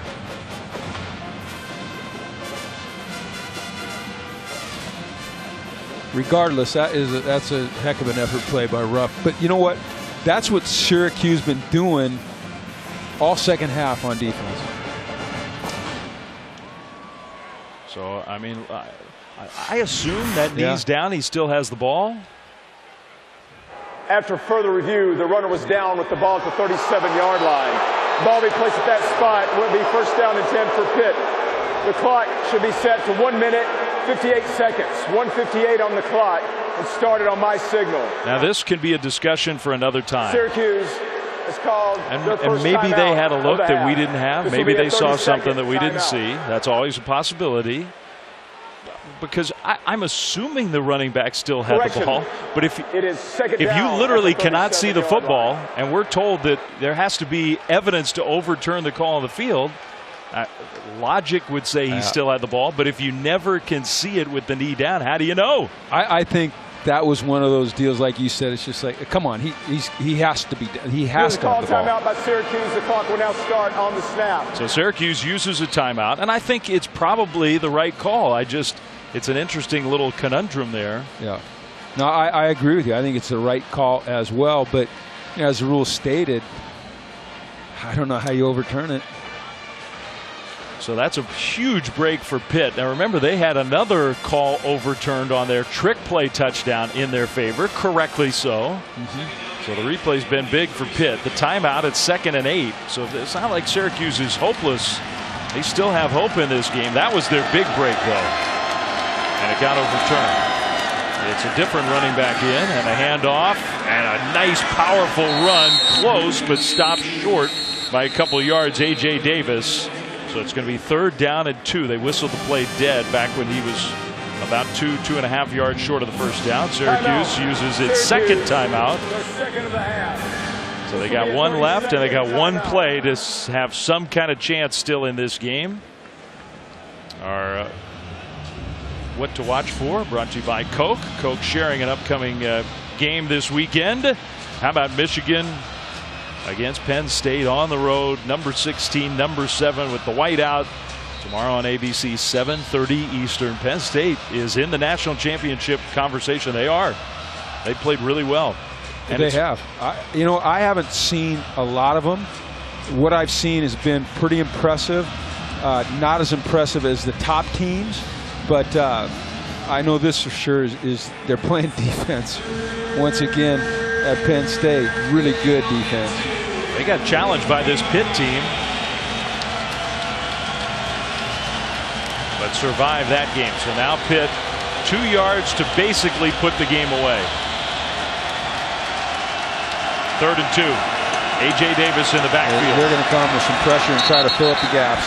They called timeout. Pitt did. Timeout, Pittsburgh. They're second of the half. So Kenny Pickett, whether he didn't like it or they weren't totally lined up the right way or whatever, use that timeout. Well, why is this game important? Well, you got chaos on the Coastal side. Pitt is trying to win this division in the ACC for the 2nd straight year. You got Duke, you got Virginia, you got Carolina, you got Pitt, and who knows? Maybe if there's truly a lot of chaos, maybe Virginia Tech and Miami by the time it's all said and done. This would be a big road win, though, for Pat Narduzzi. I mean, look, in this league, your guess is as good as mine trying to project ahead with the schedule. But I think Pitt would feel like their schedule is pretty favorable from here on out. I think it is. And the way they play defense, you know they're going to be in every game. They're not going to get blown out, or they shouldn't get blown out. They can rush the passer. They can stop the run. And this is a big-time gutsy win, and they've had some gutsy wins. They can put it away here on 3rd and 2. They'll give the ball A.J. Davis. He gets hit and he squirts forward and gets the first down. What a run from the junior from Lakeland, Florida, who's had a big-time game. Syracuse had a chance to stop that one, and A.J. Davis wouldn't let it happen. Well, to me, this is Pat Narduzzi going back to his roots. All right, and that's smash mouth, hard nose, running the ball football, and playing great defense as they've done all night. But when he needed it, he put it in his backhand. They run the ball well all night, and they did it again, and they iced the game with that run. Well, the fullback hasn't been on the field much this year for Pitt. The fullback was on the field for that play. And he got it to put this game away. Syracuse still has the one timeout. Whether they use it or not, we'll see. Dino Babers has not signaled for a timeout yet. So Pitt takes the knee, and the Panthers are going to get out of here with a win, and it's a damaging loss for Syracuse. They still have not beaten a Power 5 team this year. They are winless in conference play, and they have to go on the road to take on Florida State next week. A struggling Seminoles team, but still no easy task. One thing about Syracuse tonight, though, for all the things went wrong, the drop passes, the penalties, the hits on the quarterback, they showed me some grit and some toughness. Their quarterbacks did, and defensively I thought they played with a lot of heart. Now, it's not worth anything tonight, but if they can build on that going forward, then who knows what will happen. We weren't really saying that in the first half. They dug deep in the second half. I agree. So now Dino does use his final timeout. So Pat Narduzzi's going, what? Okay, fine. We'll take a knee one more time. All right, this race in the Coastal, it's worth sort of revisiting here. You got 3 teams that at the moment are 2-1, but it's about to be 4 with Pitt putting this one away. All right, Virginia's remaining schedule. You go on the road to Louisville and Carolina. Carolina's got Duke, Virginia, at Pitt. That seems to be looming as a huge game. Duke's got to go to Wake Forest. And Pitt, meanwhile, this is the schedule you and I were talking about with the Panthers. Home against Miami, at a struggling Georgia Tech team. You get Carolina at home. Blacksburg not as daunting as it has been in the past. Boston College has struggled so far this year. There is the final knee for the Panthers, and that will put the finishing touches on a win that has Pat Narduzzi's team very much in the mix in the ACC. He's a really good football coach, man. He understands the game. He understands how to play to his talent. He's a passionate, emotional guy. I'm sure his players just love the heck out of him. Well, it was not pretty at times. It was penalty-filled. It was mistake-ridden. The quarterbacks got pummeled. But it was tough guy football. And in the end, it was a good win for the Pitt Panthers. 27-20 the final score. For Scott Matthews, our producer, Anthony DeMarco, our director, for Jim Mora, for Paul Carcaterra, Dave Fleming saying so long here. What a win for Pitt. 27-20 coming up from Philly, Top Rank Boxing.